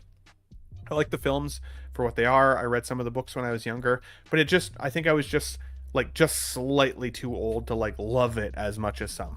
And I can see the appeal, but I just didn't have that same level of nostalgia. So it's a skip for me, which saves me a lot of dollars, if I'm being honest, for all the other cool things, like a Blitzway Ghostbuster announcement. So June 20th at 1800, I should say, 1800 PDT. So that's, what do we say, Pacific Daylight Time earlier? Excuse me. This one's coming to fruition for pre-order. So it says here, the Ghostbusters are back and better than ever. Blitzway's Ghostbusters version 2 returns in stunning 1/6 scale, now featuring enhanced detailing, refined tailoring, the iconic gear fans have been waiting for. From intricately recreated proton packs to lifelike portraits, this isn't just a reissue. It's a full-scale tribute to the Paranormal Dream Team. And there is the Doctor 3-pack, so obviously that's the 3-pack that excludes Winston, which I think is weird, if I'm being a little bit honest there. Like, I don't think it seems necessary, to be honest, but I guess if it saves people money. That's a brave move. That's gonna get them a lot of bad comments. Yeah, and it's like, and honestly, I truthfully felt like the original version, the chase was actually the 4-pack, getting all 4 Ghostbusters in hand, not the 3-pack. The 3-pack was easier to find traditionally. I think that the chase should be the 4, and Winston is a Ghostbuster. I don't care whether he comes in halfway through the film or not. He's part of the team, and he's kind of the everyman in the team, right? He's the guy who just needs the good paycheck, who shows up and is like, I'm willing to believe whatever the shit these guys show me as long as it's a steady job. And it puts the people watching the show or the movie in kind of the driver's seat with the Ghostbusters a little bit, right? Because the rest of the guys are paranormal doctor experts by that point. They all know their shit. Winston is caught off guard all the time, and he was great. I think originally was casted to play by was it Eddie Murphy who was originally supposed to be in that role? I think that's what it was. But anyways, I think that's a weird omission. At the end of the day here, it does say, though, which is I think the one piece that I'm most nervous about is this sounds like there's going to be some pretty limited numbers. So this is going to be something that I definitely get in line for. I have wanted the Ghostbusters on my display for a really long time. The line here where it says this isn't just a reissue is something that excites me because, after all of the pushback we've seen with the Predator recently, right, from Hot Toys, which was kind of like, they said that's a reissue 2.0, or not a reissue, it's a 2.0 officially, and then most people are like, no, that looks pretty much just like copy and paste. If they copy and paste these Ghostbusters, the community is going to freaking riot, especially if they're saying it's not. So what do you think, Chris, in terms of reissue Ghostbusters? Is this one you might actually put your name in the hat for in terms of a film lover or anything like that? What are your thoughts? Yeah, I am always bewildered by the Ghostbusters fandom, like especially because I don't know, like if you go to a lot of cons, you'll realize that Ghostbusters have their own equivalent to the 501st, where they'll set up with a club table, and they got their proton packs and their jumpsuits and all that. And I think I think the first film is an amazing sci-fi action comedy. It's pure cinema on every level. But as far as the in-universe designs, they never really did it for me. Obviously, you have a team that has almost identical gear, and that's sort of from a figure perspective. I don't really get it. And back in the day, they had the cartoon Kenner line based on the real Ghostbusters cartoon show. Those, they had a little more novel designs. They had action features, like their eyes bulging out and stuff, and they were based on cartoons, so they're easier to mix up the color palette and all that. If I was going to get into this, it would be the Bill Murray only. That's probably it. Just because when I think of that first movie, he's got some of the best moments. But when you see this 5 shot here, the Slimer does look a little weird, but I think that's because it's kind of impossible to do Slimer how he looks in the movie in figure form, because he's not actually the prop's not actually translucent. It's just filmed on a green screen and then they make him glow almost. Yeah, he's composited at a reduced transparency, so you shouldn't actually see through him to his back.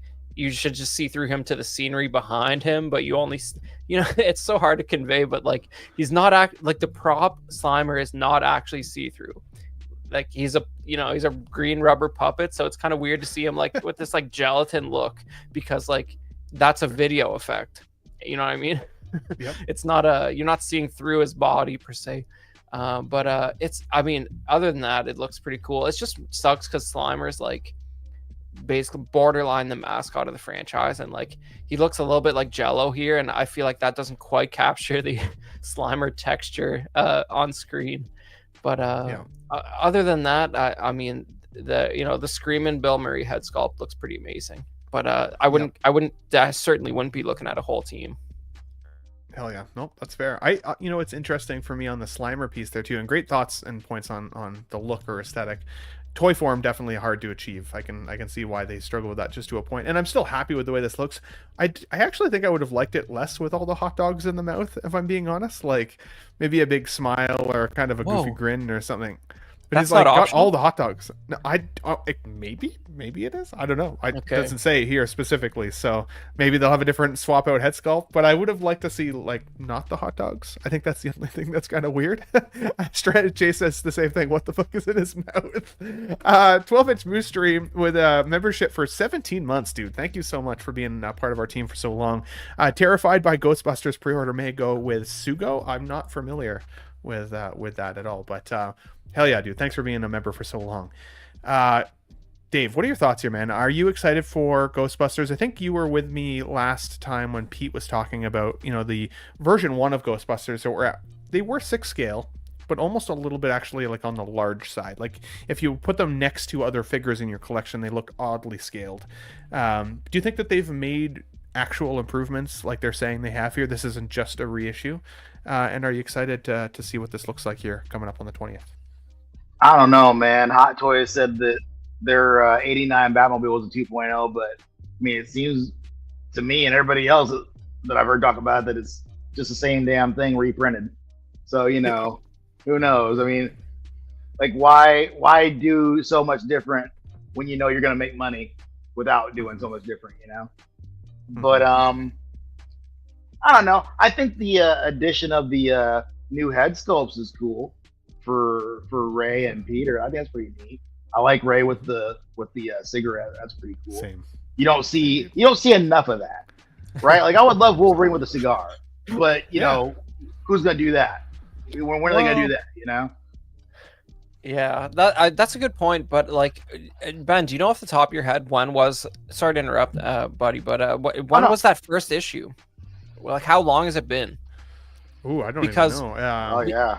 Because 20, if I want it's to say like 2010, maybe. Yeah, like maybe if- sooner.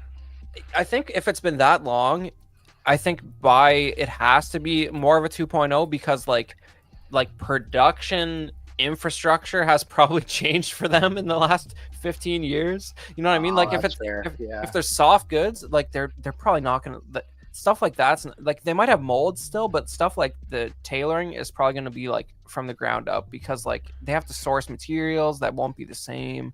Maybe they're refining the process a little bit. If it's 15 years, that's crazy. So it's 20. Not, So it's not that long. It's 2017. 2017. it's still pretty long. Yeah. Pretty long. 100%. Yeah.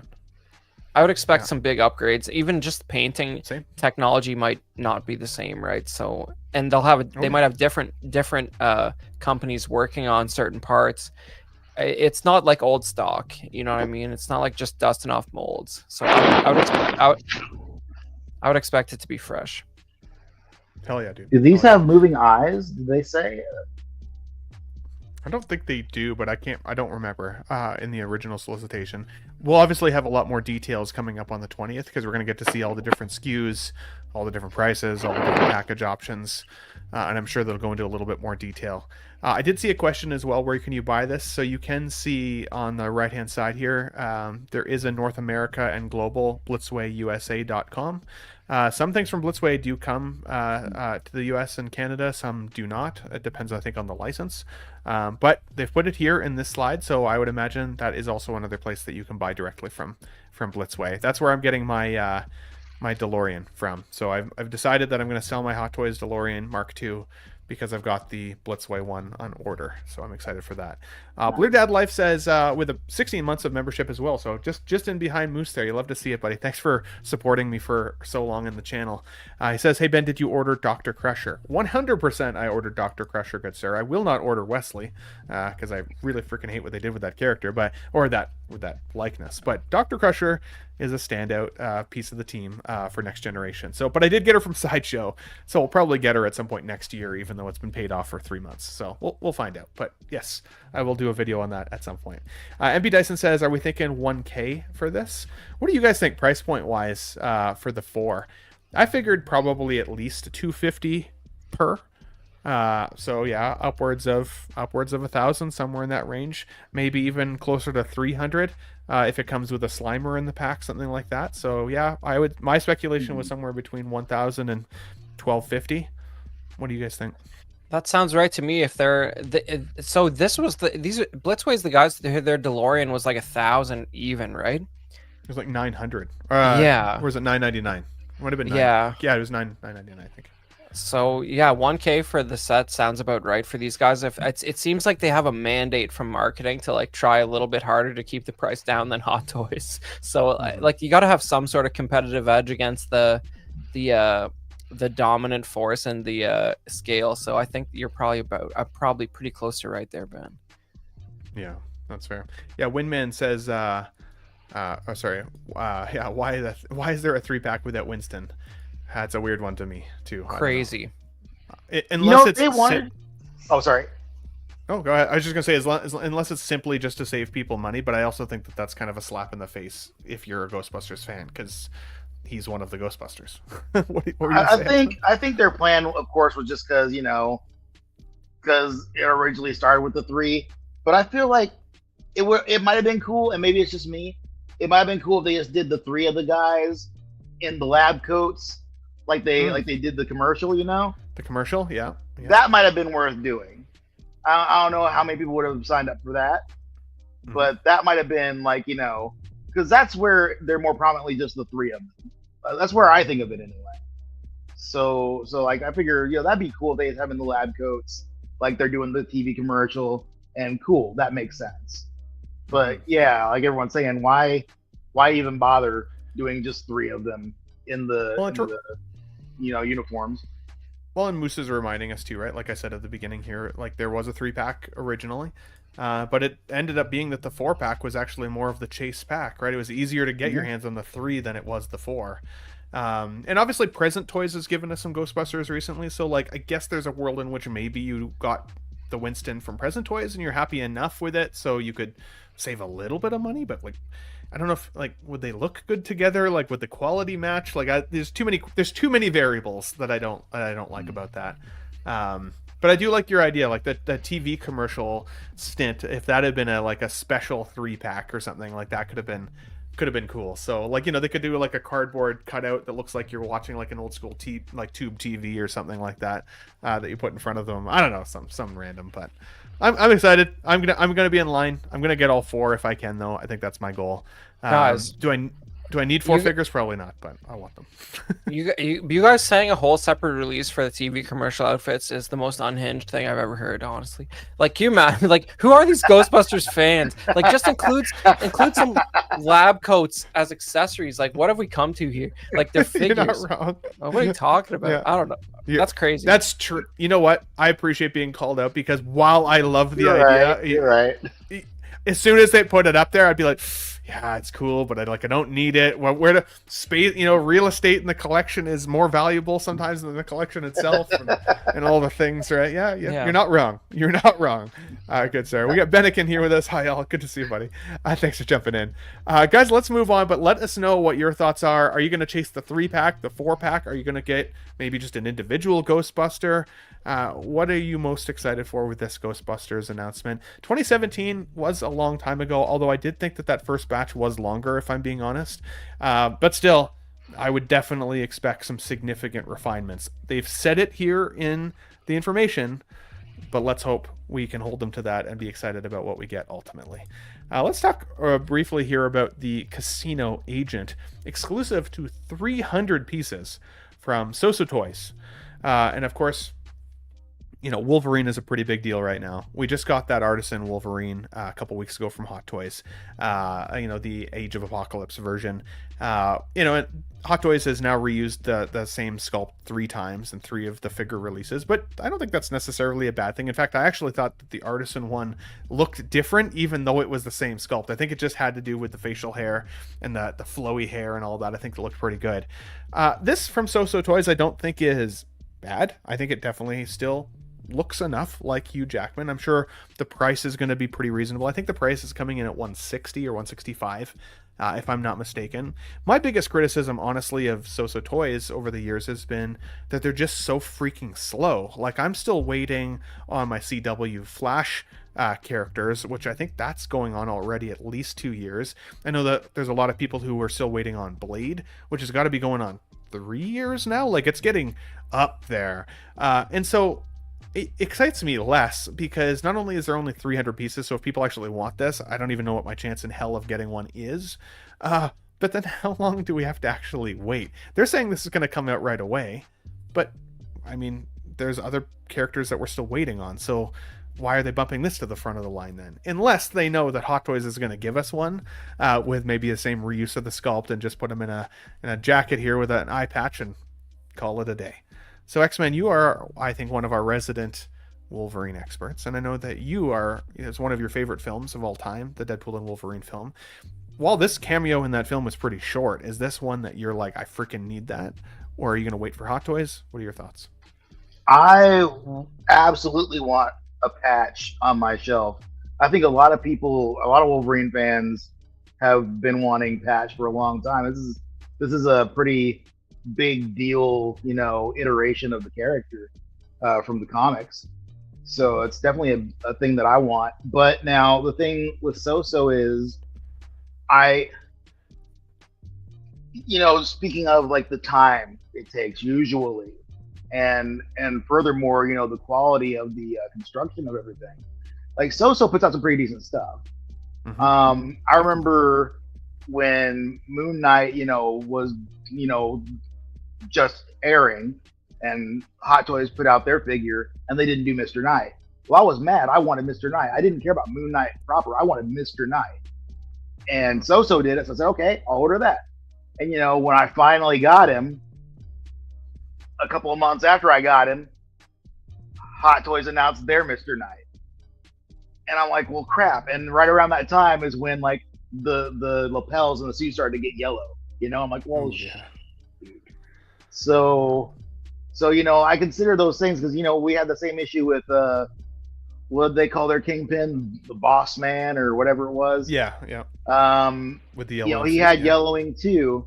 And I know there are people of mixed opinions, it was like some folks haven't had an issue with it. Some folks did. I didn't have an issue until I moved my Moon Knight, my Mr. Knight, from one side of the room to the other.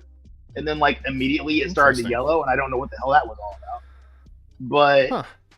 But like, not in the sunlight, obviously, or anything like that. Like, not like no sunlight at all. Yeah.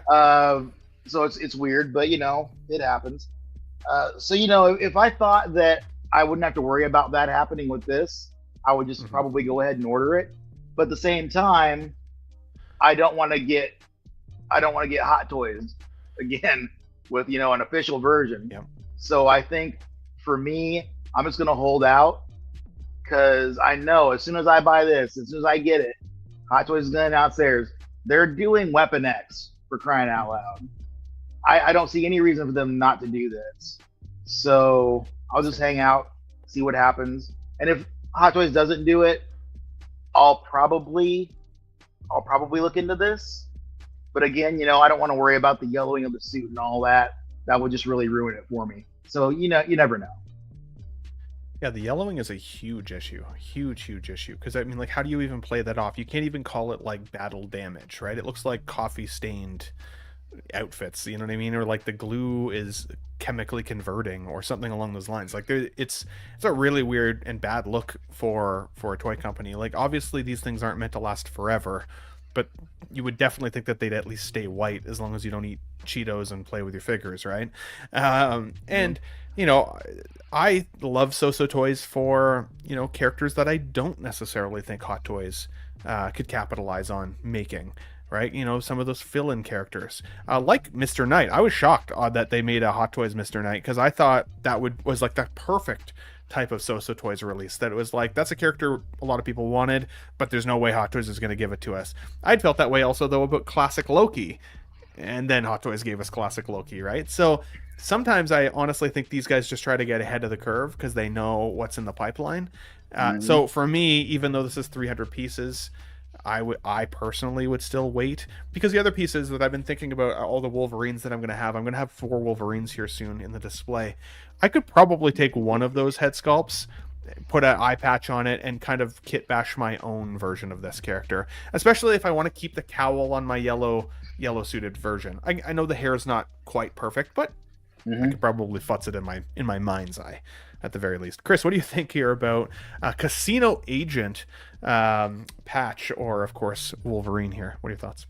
Well, I probably don't have as deep a knowledge of the comics, but I mean, I know there's a patch series from like a few years ago written by Larry Hama, and like when I see this, I don't know if this look turned up a bunch more before that, but like the Larry Hama series, like it's a little bit more of a jacked, scruffier, unhinged Wolverine, and this almost looks like, I don't know, this guy looks a little too lean and well put together. And then of course you have that one of the multiverse scenes in the Deadpool movie has this look, but this doesn't look like Hugh Jackman. So like this, for me, it's sort of like it doesn't really fit in either camp. And I know as an unlicensed figure that can often be the case, but I just, you know what I mean? Like his face, like he's got the mutton chops. He's a little scruffier. He's a little more broad. Like this just looks like a stock body to me, and like his hair is like real tidy and put away. And like I would have almost rather they leaned into the Hugh Jackman sculpt, but maybe they were worried about people coming after them and trying to shut him down. I don't know. It feels like it's neither here nor there for me. It's not. He's not like exaggerated enough to be the comic version, or like Hugh Jackman enough to be the Deadpool version. You know what I mean? I don't really see where it belongs. I'm not a big fan personally.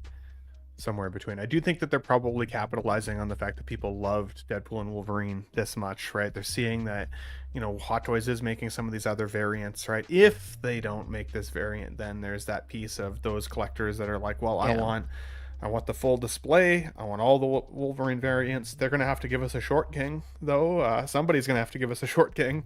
But so the drink looks nice. You might be able to put that somewhere else. Yeah.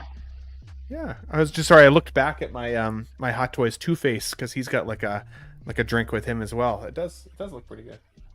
But yeah, create your own 1/6 scale bar and have him bartending for you. Could be pretty cool. So I will say, if for some reason they decide to make a Mr. Fix-It because they made this guy, that might force my hand. I'm not familiar with Mr. Fix-It. If I'm so, being honest. Mr. Fix-It is a gray Hulk. It's the Hulk, but he's gray at this point in time, and he and Patch are both bouncers, and they wear the same suit. So it would be a big gray Hulk wearing this suit, standing next to this guy. That's pretty freaking cool. And I would literally damn sure do that. I gotta pull that up. I'm gonna pull that up. I would absolutely do that. As soon as you said Gray Hulk, I was like, I know exactly which picture you're talking about, and it's this. Yep. Hell yeah, that's pretty freaking cool. That's pretty freaking cool. That's true, the man. Like, can you? Oh man. Yeah. Oh. That's pretty. That good. would be sick. That would be sick. That is cool. That's cool. Yeah, especially if you're a huge fan of the comics. But it's a skip for me for now. I think Hot Toys might give it to us. I'm going to hold out hope for the folks who truly, truly want this representation. And if not, good luck. 1 in 300 chance. That's a very, very low production number. So we'll see how quickly they get to it. Let's talk a little bit about Hot Toys. Stacey Tin is here. Now, I will be honest, and I mentioned this briefly at the beginning of the show. I recently finally got through all of Clone Wars. I had been told to watch Clone Wars for years, and I'd been stuck at the end of season 2 for probably the last 2 years. And I finally had a couple of days off about 3 weeks ago, and I was like, screw it. I'm literally just going to just binge it. Binged the heck out of it, had a great time with it, really enjoyed the show ultimately. I can see why people say it's as good as they do, despite for me it being a very slow start. I really had to force myself through those first 2 seasons. However, Stacey Tin is in there, as well as, of course, our other big guy. What's his name here now? It's on the tip of my tongue. what the heck is his name? Kit Fisto. Kit Fisto, thank you. Those guys are awesome. Kit Fisto in the animated show was a badass. Way more than I expected, considering how quickly he went out in Revenge of the Sith. But I could not for the life of me remember where Saesee Tiin actually showed up in Revenge of the Sith until I pulled up the clip. So for me, I'd feel like, honestly, a fake Star Wars fan collecting this. I don't have the nostalgic punch in the chest for it. But he does look cool. I've heard some criticism that his horns look a little weird. Red rockets and all the things. So I don't know if I see that necessarily, but I also, again, am not as familiar with the character. So, Chris, you know this character a little bit better than I do. How good do you think this looks in comparison to his on-screen presence? Is this a character you'd want to ever collect or recommend collecting? I am so confused by this release existing. Because it's like, I don't know. You said you so recently went through Clone Wars. Saesee, if I was Hot Toys and I forget which one it was recently, but one of their Jedi figures came with armor pieces, so you could get like the Clone Wars look as well as the movie look. I don't know if that was Kit Fisto or Mace or whatever it was. That was Mace, Mace and General Kenobi as well. Yeah, so like, Saesee Tiin has like a space helmet that makes him look like the Mandalorian Mythosaur logo, and it's what a crime that was not included here, because I tell you, man, this portrait was never intended to be looked at close up in the movie. Like, they're never giving this guy a single close up shot. It's a good silhouette, but it's like, it's just, it's sort of generic as far as a creature perspective. Like, he's got makeup on there, but there's no phenotypic traits about the face itself, that there's nothing alien about it, really. It's just puffy, and he's got these side horns, right? So like, it's kind of like, why is there all these prosthetics on his face? Because they're not doing anything unnatural per se. So like, to me, it just looks like piled on makeup, and like, he's a fun character. He has his moments. He totally belongs in a Black Series or 3 3/4 line. It seems very strange as a Hot Toy to me. Like, you know how Sideshow is doing all the like Jabba's Palace and Cantina aliens right now.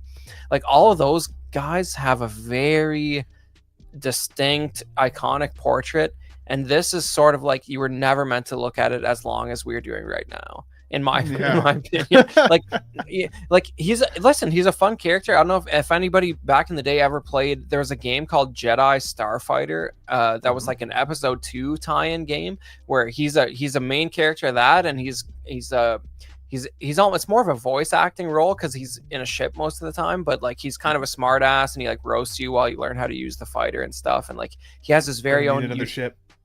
Yeah, like, he's got a very unique Jedi Starfighter that you never see again, but he's a fun character. It's just like, we're talking about sort of high-end collectibles that take up, like, even if you cram them in, this is a big portion of your display.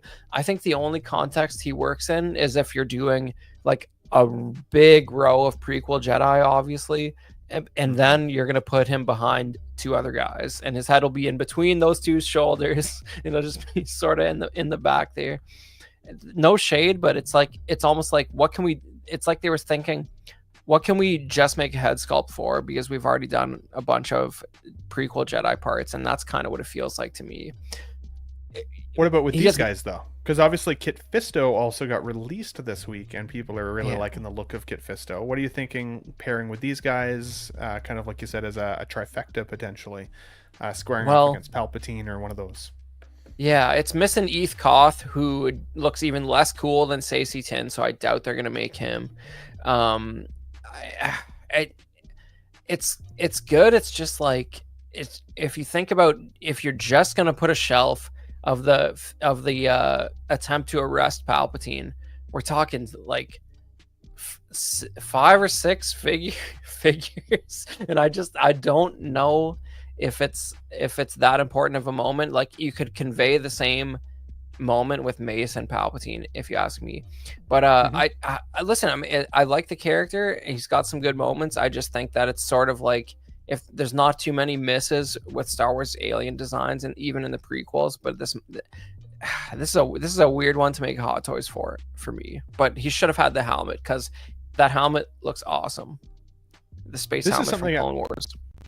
This is something I would have thought, like, honestly. I mean, I never thought they'd do Kit Fisto, to be honest, because Kit Fisto was in the graveyard for Hot Toys for years. Like I want to say like a decade, like a really long freaking time. Yeah, but it's a better design. I never thought.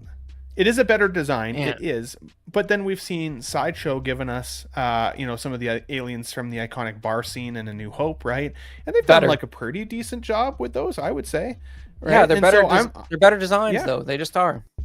And I'm surprised that Sideshow didn't jump on these guys to be like, no, I would rather get our toss our hat in the ring for something like this. I do agree though, because again, Clone Wars is fresh in my mind. The fact that they didn't give us the mask with this is shitty, because the mask is really, really cool. Except though that in the animated show, the horns are like more pointed forward, more like tusks. Whereas in the figure here, it's really pointed down. So I got to go watch the movie again because I don't recall, how accurate this is, if I'm being honest. But from the animated show itself, I did think this character was decent. I really, really liked Kit Fisto in the animated show, though. If I'm being honest, he really stood out to me. Dave, what do you think, buddy? In terms of the character here, Stacey Tin, or as Windman would say, Sassy Teen. What do you think? I remembered exactly who this guy was when I saw him, because I can't get it out of my head how ridiculous he looked when he was dying. Like he did this whole like dramatic like sway thing, and his head's up, but like his horns are all weird, and then it's like his face looks all funny, and he's like, ooh. And I think of that from time to time, and it kills me. I laugh so hard when I think about that. I'm like, who the is this guy? And like, but yeah, no, I've been looking at this guy too, thinking like, what's the why? Like why does he have horns that go down to his shoulders that keep him from, like, what's the evolutionary advantage of that for this species that he can't move his head now? You know, like I don't know what that's all about. So I'm like, at least make it make evolutionary sense, right? Is it like, protection or is it a pain in the ass? One of the two. Seriously, how is the evolutionary failure a Jedi? That's what I want to know. That's what I want to know. Fair. But aside from that, like it's another alien. This is for the collector who wants just a whole bunch of Jedi. And in that aspect, I think it's cool. I don't collect Star Wars like that. I don't have one quote Jedi. I have Ahsoka, who is no Jedi, and I have Revan, who pick a day. But aside from that, it's I don't know. I think it's cool to have more Jedi. I do think that. So someone's having a very good day collecting when they're gonna have just a whole friggin' squadron of Jedi on their shelf. And if they get like, the nice lightsabers, that's gonna look cool, man. Hell yeah. This is the comment of the segment, if I'm being honest. MB Dyson 829 says, I wish I could go so deep with lesser characters with some of the IPs that I love as Star Wars collectors get to. I agree with that. There is a lot of great IPs that Hot Toys does touch on that we really never do seem to get some of those characters in quotes. So many. So many. And Star Wars does go pretty deep and hard and nutty and all of the things. So yeah, I 100% agree with you, dude. I wish we could get more from Hot Toys that way as well. Figurecraft also says these horns look a little too wet. Nasty.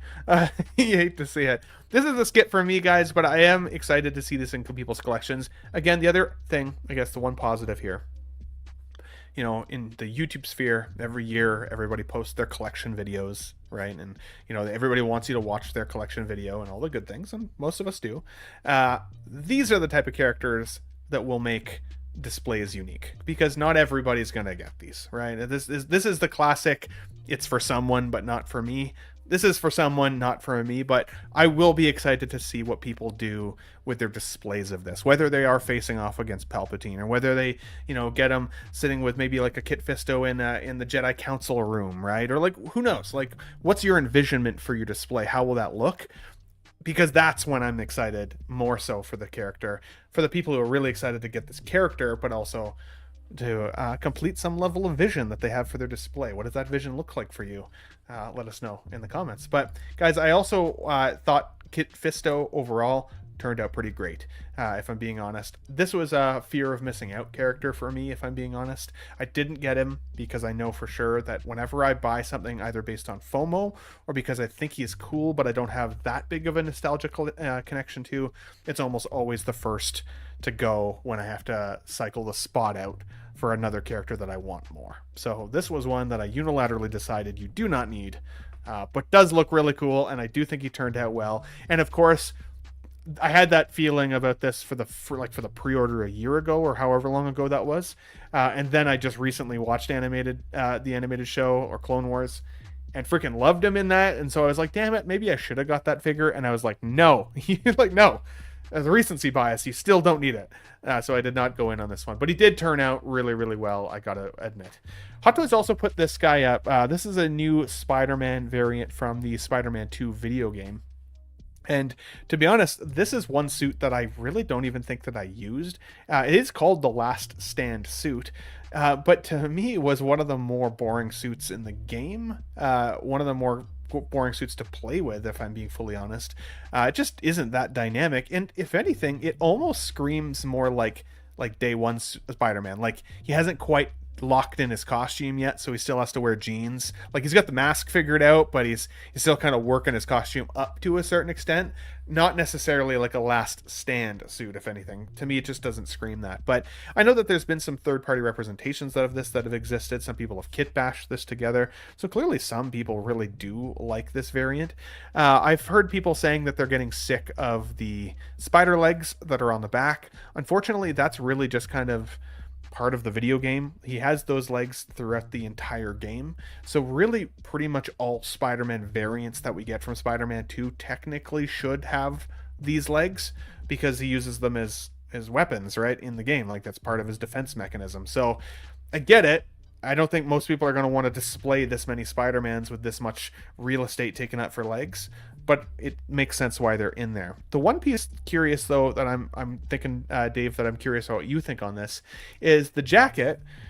It looks like it's either going to burst into about 1 billion pieces, after about 6 months because of the pleathery-looking material, or is there a possibility that we're going to see damage on this figure because there's no sections for the legs to come out of. They're actually magnetized on the back of the suit. So those magnets are going to have to be pretty freaking hefty to actually hold these legs on the body. And again, I'd be curious about deterioration of the outfit. Like, what's going to go first, the magnets or the jacket or both? Like, is this thing just going to fall apart in our displays? Like, what are your thoughts, Dave? I heard someone saying that when they introduced the magnetic legs with, was it the Artisan Spider-Man that was the first one to do magnets? I think it was that one. Yeah, the Tom Holland? Yeah. Someone was saying that they had magnets with something else and it did wear onto the material over time, which is why they didn't want to use it with him or with like the recent video game Venom. So certainly that's a thing to be concerned about. I don't know what it is with Hot Toys and pleather. Like, there are some instances it seems like where they're starting to get away from it, which is good, but they still, I swear, like dude has stock in a pleather company somewhere or something. Like it's just like, or like his dad invented it. I don't know, but like,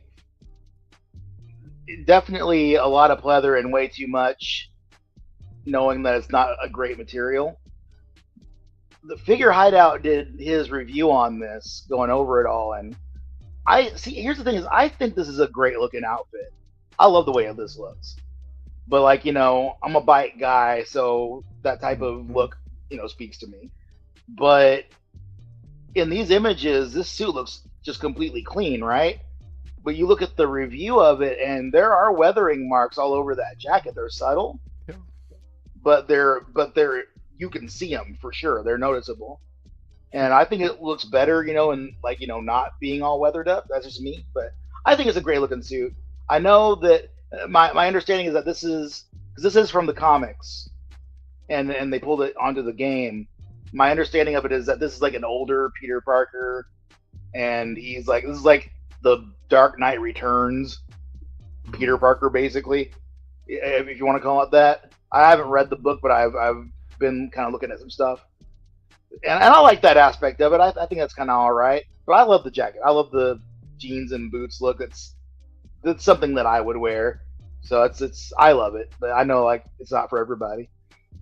It would be a cool cosplay outfit to do as well, because like I've seen like at some of the Comic Cons that I've gone to, you see those like leather jacket companies that you can get. You can get like a Wolverine jacket or a Green Arrow jacket. Oh, or yeah. something. Like this would be a cool jacket to get, and then a pretty easy cosplay otherwise. Just throw the mask on and like Bob's your uncle, right? Like that would be pretty sweet. MB Dyson says in the photos the jacket quality doesn't even look that good, but after the leather indie jacket, pleather is just not good enough anymore.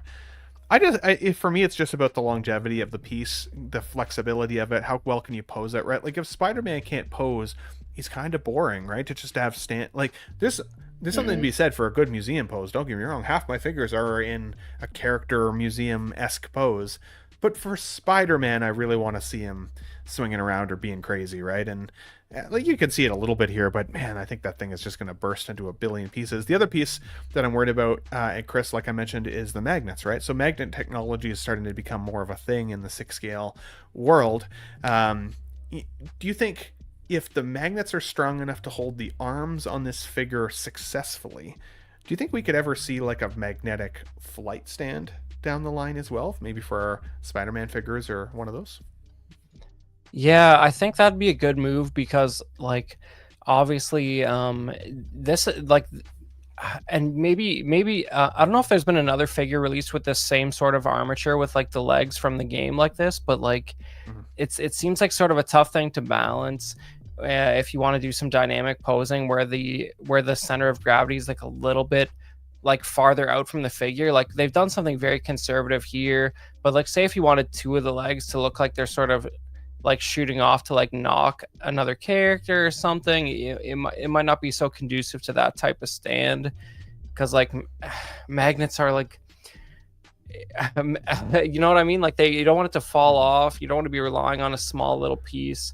So I don't know if that's I don't know if it's a great idea for using magnets for something that should have a little more range of motion and like a little bit of a shifting center of gravity like this. But I don't know, man. I never played this game. I played the first Spider-Man game, and maybe I just got caught up in the wake of social media bad press. But like everything I was reading was that this game was like not as interesting as the first one. So like I missed out on it, man. I don't know. Maybe you could tell me if I'm wrong, but that first game was pretty great. The first game's story was better. I do agree. Yeah. But I still had a ton of fun with the second. A ton of fun. If you can especially get it on like a discount or a deal, I'd still say 100% recommend. It's still a great time. It's just that like there are story beats part of it that I'm like, don't love that aspect of it, but it's still cool. It's fun to play. Yeah. The city's fun to swing around in. If you like swinging around with Spider-Man, you literally like you can't go wrong. Like it's pretty freaking sweet that way. So okay. For sure. Yeah, go ahead. Yeah, it's just like I feel like if you're gonna do something like this, you should be able to get real crazy with the legs and not have stand problems. And I just don't know how far that boundary has been tested, man. It'd be interesting to see. Well, and as I said, this looks like the standard figure base for now. But as I said, if the magnets are able to literally magnet through the jacket and actually stay on without being hooked into the figure, then maybe those magnetic bases in the future could be a thing, right? At least to like hold up a Superman or something, because so many of those crotch grabbers or waist grabbers damage the figure as they are as well, right? By pinpoint pressure, which isn't a good thing. So Dave, would you ever be excited to see maybe an evolution of a magnet stand, or do you think that that's asking for too much? Some of the issues we've seen with bigger bases having kind of shoddy magnets. Yeah, I don't know. Like, I feel like it's the same issue as you might see with this right here. Just wear on the materials. I like the idea. I like what they did with. With in-art Superman. I like that approach. Not every figure can do that, But I also like the Hera approach, where they did like where it goes up under her belt instead of like being a regular crotch grabber or a regular, I think some variation of that might be nice in the future. There's another one, I don't know what it was, but had like a clip that went up inside of something. I forget which figure it was that did that and who made it. But there was a third one that was like that, and I think that's a really good idea. I think, or even being able to go the route of maybe some kind of leg attachment, like what they did with Indiana Jones. I don't know, but like something other than the waist grabbers that are notorious for screwing stuff up. That'd be great, and looking awkward in the process. Yeah, no doubt. No doubt. No doubt. Yeah, I'll be curious to see if they ever get that far, at the very least. But guys, let us know, is this one that you guys are picking up? Are you feeling fatigued with Spider-Man? Like, again, like Chris said, the game didn't have as much hype as the first. And there's just so much cool stuff to buy. We already talked a little bit about that today in terms of, what's necessary, what's not, side characters, those types of things. How many Spider-Mans are too many Spider-Mans? Maybe that's a silly question. I'd be curious to see what you guys have to say about it. So let us know down below. Let's finish off the show today with a 1/3 statue of J&D Studios Bane from, of course, The Dark Knight Rises. The only reason that I really wanted to talk about this, because honestly, I'm not a statue collector. I'm certainly at this point not a J&D collector. You guys know that I was very, very close to locking in that Joker from J&D, the 6-scale one. I ended up canceling it, losing $200 because I just didn't like what it looked like, and then they revamped it, made it better. And now I'm kind of like, I still don't think it would have been worth the full amount of money, but it did at least look better than the original solicitation, so I was happy about that. But you guys also know that I'm a huge Dark Knight fan, just of the trilogy. I love all 3 of the films. Not equally, I'd say for me, I mean, it's hard because I really loved Begins and I really loved Rises. I don't know which one I'd put in second position. I like them both for different reasons. Obviously, The Dark Knight is my favorite, but Bane here... Hot Toys recently gave us a pretty amazing 2.0 of Bane. And the only criticism that I'd had of that figure was that he was honestly a little bit too muscular. Tom Hardy in the role of Bane was a little bit just like heftier. And he was big, don't get me wrong, he was jacked. But he wasn't like cut like a bodybuilder. He still had a bit of some size to him, some girth, if you want to say. And I think that this statue does that better. He doesn't look as muscle man. He looks a little bit more girthy, like power lifter type of style of body, and I think this looks fantastic. The likeness to Tom Hardy here, I think, is excellent. The tailoring on the jacket and the materials used here, also amazing. Of all of the J&T pieces I think I've ever seen, I think this might actually be my favorite. And that might be a hot take, because I know some of you guys are huge J&D fans and you like the pieces that you like, but I think this is the best looking J&D piece I think I've ever seen. So great job to them. I will not get it. All of my 6-scale friends who keep telling me they think that they're going to get it, I keep saying, you don't need it. You don't need it. For the price that this thing is going to come out at, you don't need it. But maybe you do need it. So I'd be curious from the chat, are you guys picking up J&D Bane here depending on the price? What is your speculation on price? I think this is going to be astronomically high, which might be a deterrent just for people in general. And 1/3 scale is not small. This guy's going to be a beast in the collection. But Chris, have you ever collected any statues just in general? And is something like a Bane statue something that would tickle your fancy? Or is that just like totally outrageous, but you think it's cool? What are your thoughts? Well, it's a little out of my league. The only statues I have are some Sideshow premium format stuff that... it gets up there in value in the aftermarket once it's been discontinued for a long time, but nothing like this. And but I don't like, when I see those eyebrows, all I think of is the like, that's bait meme. You know what I mean? See, I can see it in there, but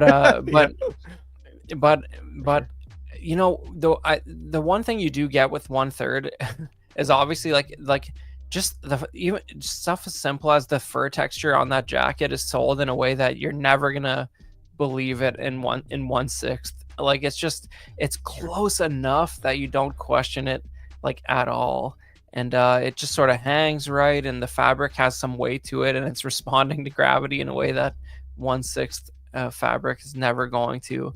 And for some people, that trilogy is Batman, you know, and I can understand why some of those guys need this. But I mean, for the level of detail that you get from J&D, it almost feels like a shame to invest in a character where you don't even have the full portrait just because of the character design. That's a great point. Yeah, That's I a don't great know. point. Yeah, Yeah, that's a great point. but I mean, obviously it looks great. It's just a very high-end item for a movie that's not my fondest remembered in the franchise. But that's right. but it's technically up to snuff, of course. Look at that fuzzy jacket. It's great. It's pretty cool. What would be one character if you were going to commit to the size of a 1/3 statue in your display? What would be the one character you'd do that you'd want? Probably Vader, and it would probably be cheaper than this because it should be easier to make. Yeah, probably. Yeah, like Yeah. you said, 100%. Yeah. Dave, what are your thoughts, buddy? Same question to you. What's one 1/3 size character you would want to put in your display? And did you have any thoughts on Bane here? You know, I am. It's no secret that I'm a J&D hater. Just because of some of the stuff they've put out and some of the way they've done things in the past in the 6 scale community. They're just, you know, screw you guys. But, and I could say something as tried as, well, you know, this looks great because they don't have a full, you know, likeness to actually put out. But I have seen some likenesses that they've done that I think are good, and I've seen some likenesses that I think are not good. Like, I don't think the Catwoman that they're doing right now, I don't think that looks quite right. Agreed. And when you're at that scale where you can do more detail, when you're at that price point where people are expecting nothing less than perfection, which is what these guys, you know, tend to claim to go for, it shouldn't be a question. It shouldn't be questionable. So, you know, I don't really have a lot of good to say about J&D. I think this looks fine. I don't think it's necessary. But, you know, that's me. I don't need... It's interesting. You know, I don't need it. It's interesting when you feel that way too, because I felt that way too, right? It's kind of like screw J&D at this point. Like, I almost, even when a piece is this good looking, I almost don't even want to celebrate them anymore. I feel that way about Exo 6 a lot of the time.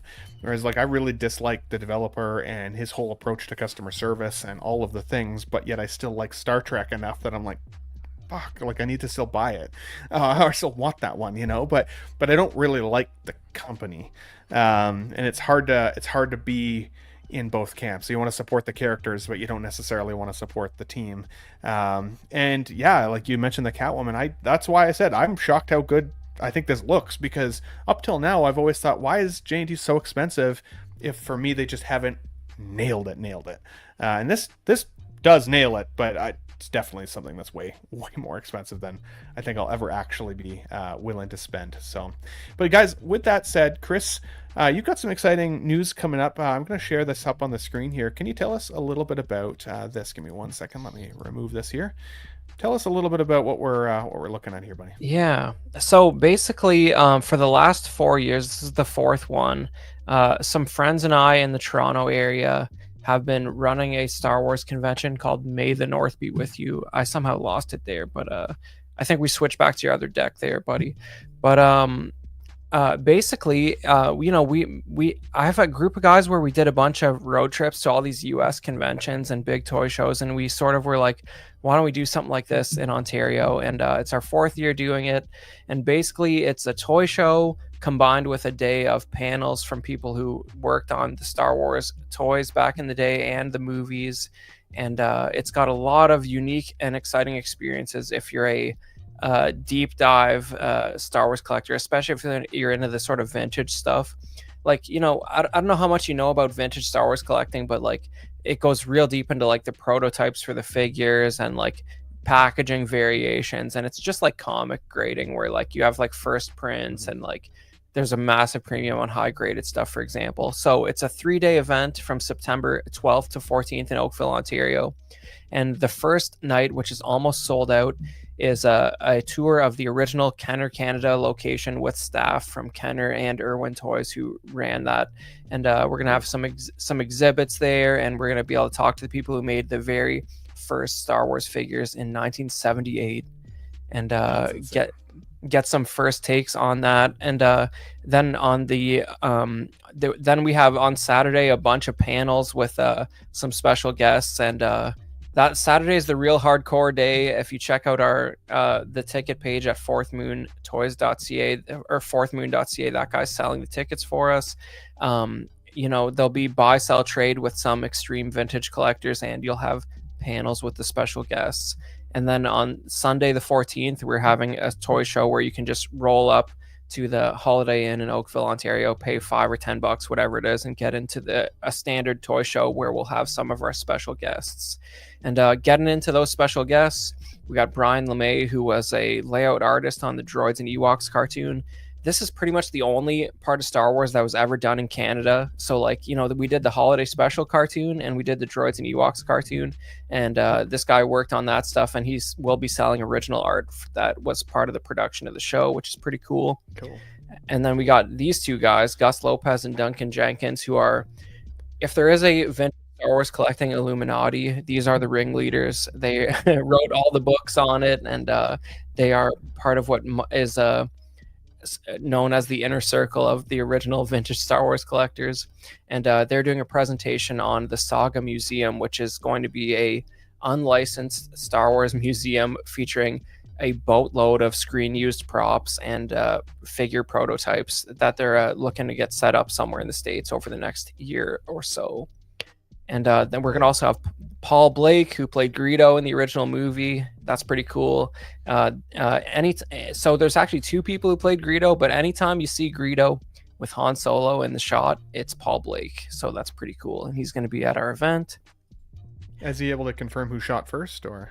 According to him, Han shot first, even though it resulted in his demise. So he's on the right page there.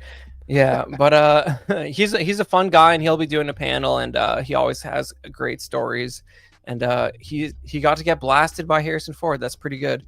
And we're also gonna have Jim Swearingen, who this is the guy we have to thank for 3 3/4 scale being a thing as far as Star Wars figures. And back in the day, he made the first 12 figures that he showed to Kenner and basically said, this is what we should do, after he watched the movie and was like, guys, we got to jump on this opportunity. This is going to be a game-changing thing. And personally, I feel like 3 3/4 Star Wars is kind of responsible for everything that we're collecting today, even up to Hot Toys. I feel like it's a chain of events that just kept going, and figure collecting became a thing. And I don't know if we would live in this world if not for this guy. So that's a real cool one. And he's gonna have a panel too, and he's great to talk to. A very interesting dude. And we're also gonna have Roger Christian, who was the set decorator on A New Hope and second unit director of Return of the Jedi and The Phantom Menace. There he is with George filming The Phantom Menace there in the picture there. And he is most famous for designing all the weapons in the original movie. Here you can see him signing a Graflex lightsaber. So all the guns in the first movie, he designed that stuff. And that's him at a previous event. So yeah, the look of the lightsaber, the Stormtrooper blaster, Chewbacca's bowcaster, all that stuff is the result of this guy dressing up World War II style weapons basically, and picking out the Graflex flash. So very fun guy to talk to, and he's really friendly, and he actually lives in Toronto, so he's been to a lot of our events. But yeah, it's going to be a cool toy show. Here's a couple shots from last year. There's a katana for sale. That's fun. And you can get tickets now, and it's going to be at the Holiday Inn, Oakville, Ontario, September 12th to 14th. Appreciate you letting me share that, Ben. Dude, yeah, thank you for sharing that. That's amazing. I know a lot of our folks aren't in Canada, but I think if any of them are, that sounds like an amazing place to go. So I'm a little bit jealous. And Toronto's a little too far even for me now.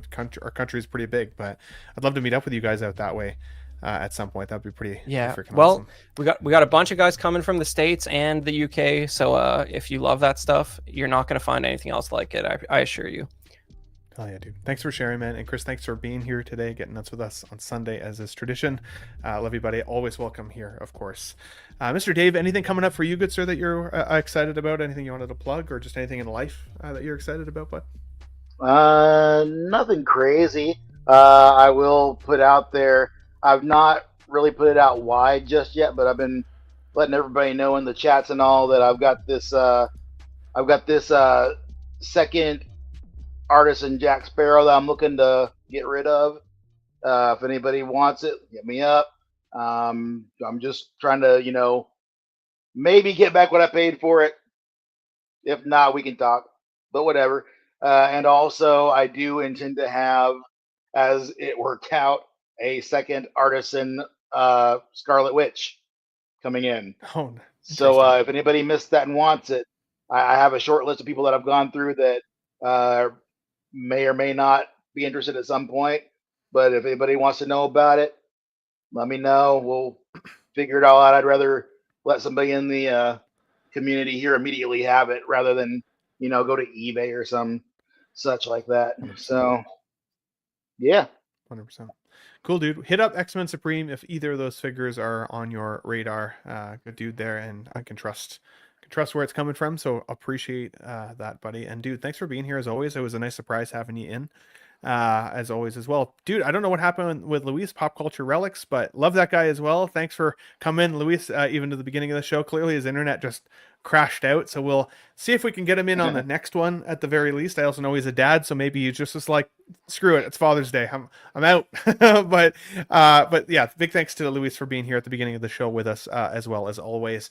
Of course, you're here on the Ben Thomas Show. If you're just brand new to the channel, you're just joining in for the first time, please don't hesitate, hit the subscribe button. Doesn't cost anything to do so. If you do want to get a little more involved, you can become one of our Classy Nut channel members as well. The link is posted or pinned at the top of the chat there. We would love to have you. Of course, our channel members are usually the first that are able to participate in things like channel member giveaways and stuff because they pay dollars that go into it every single month.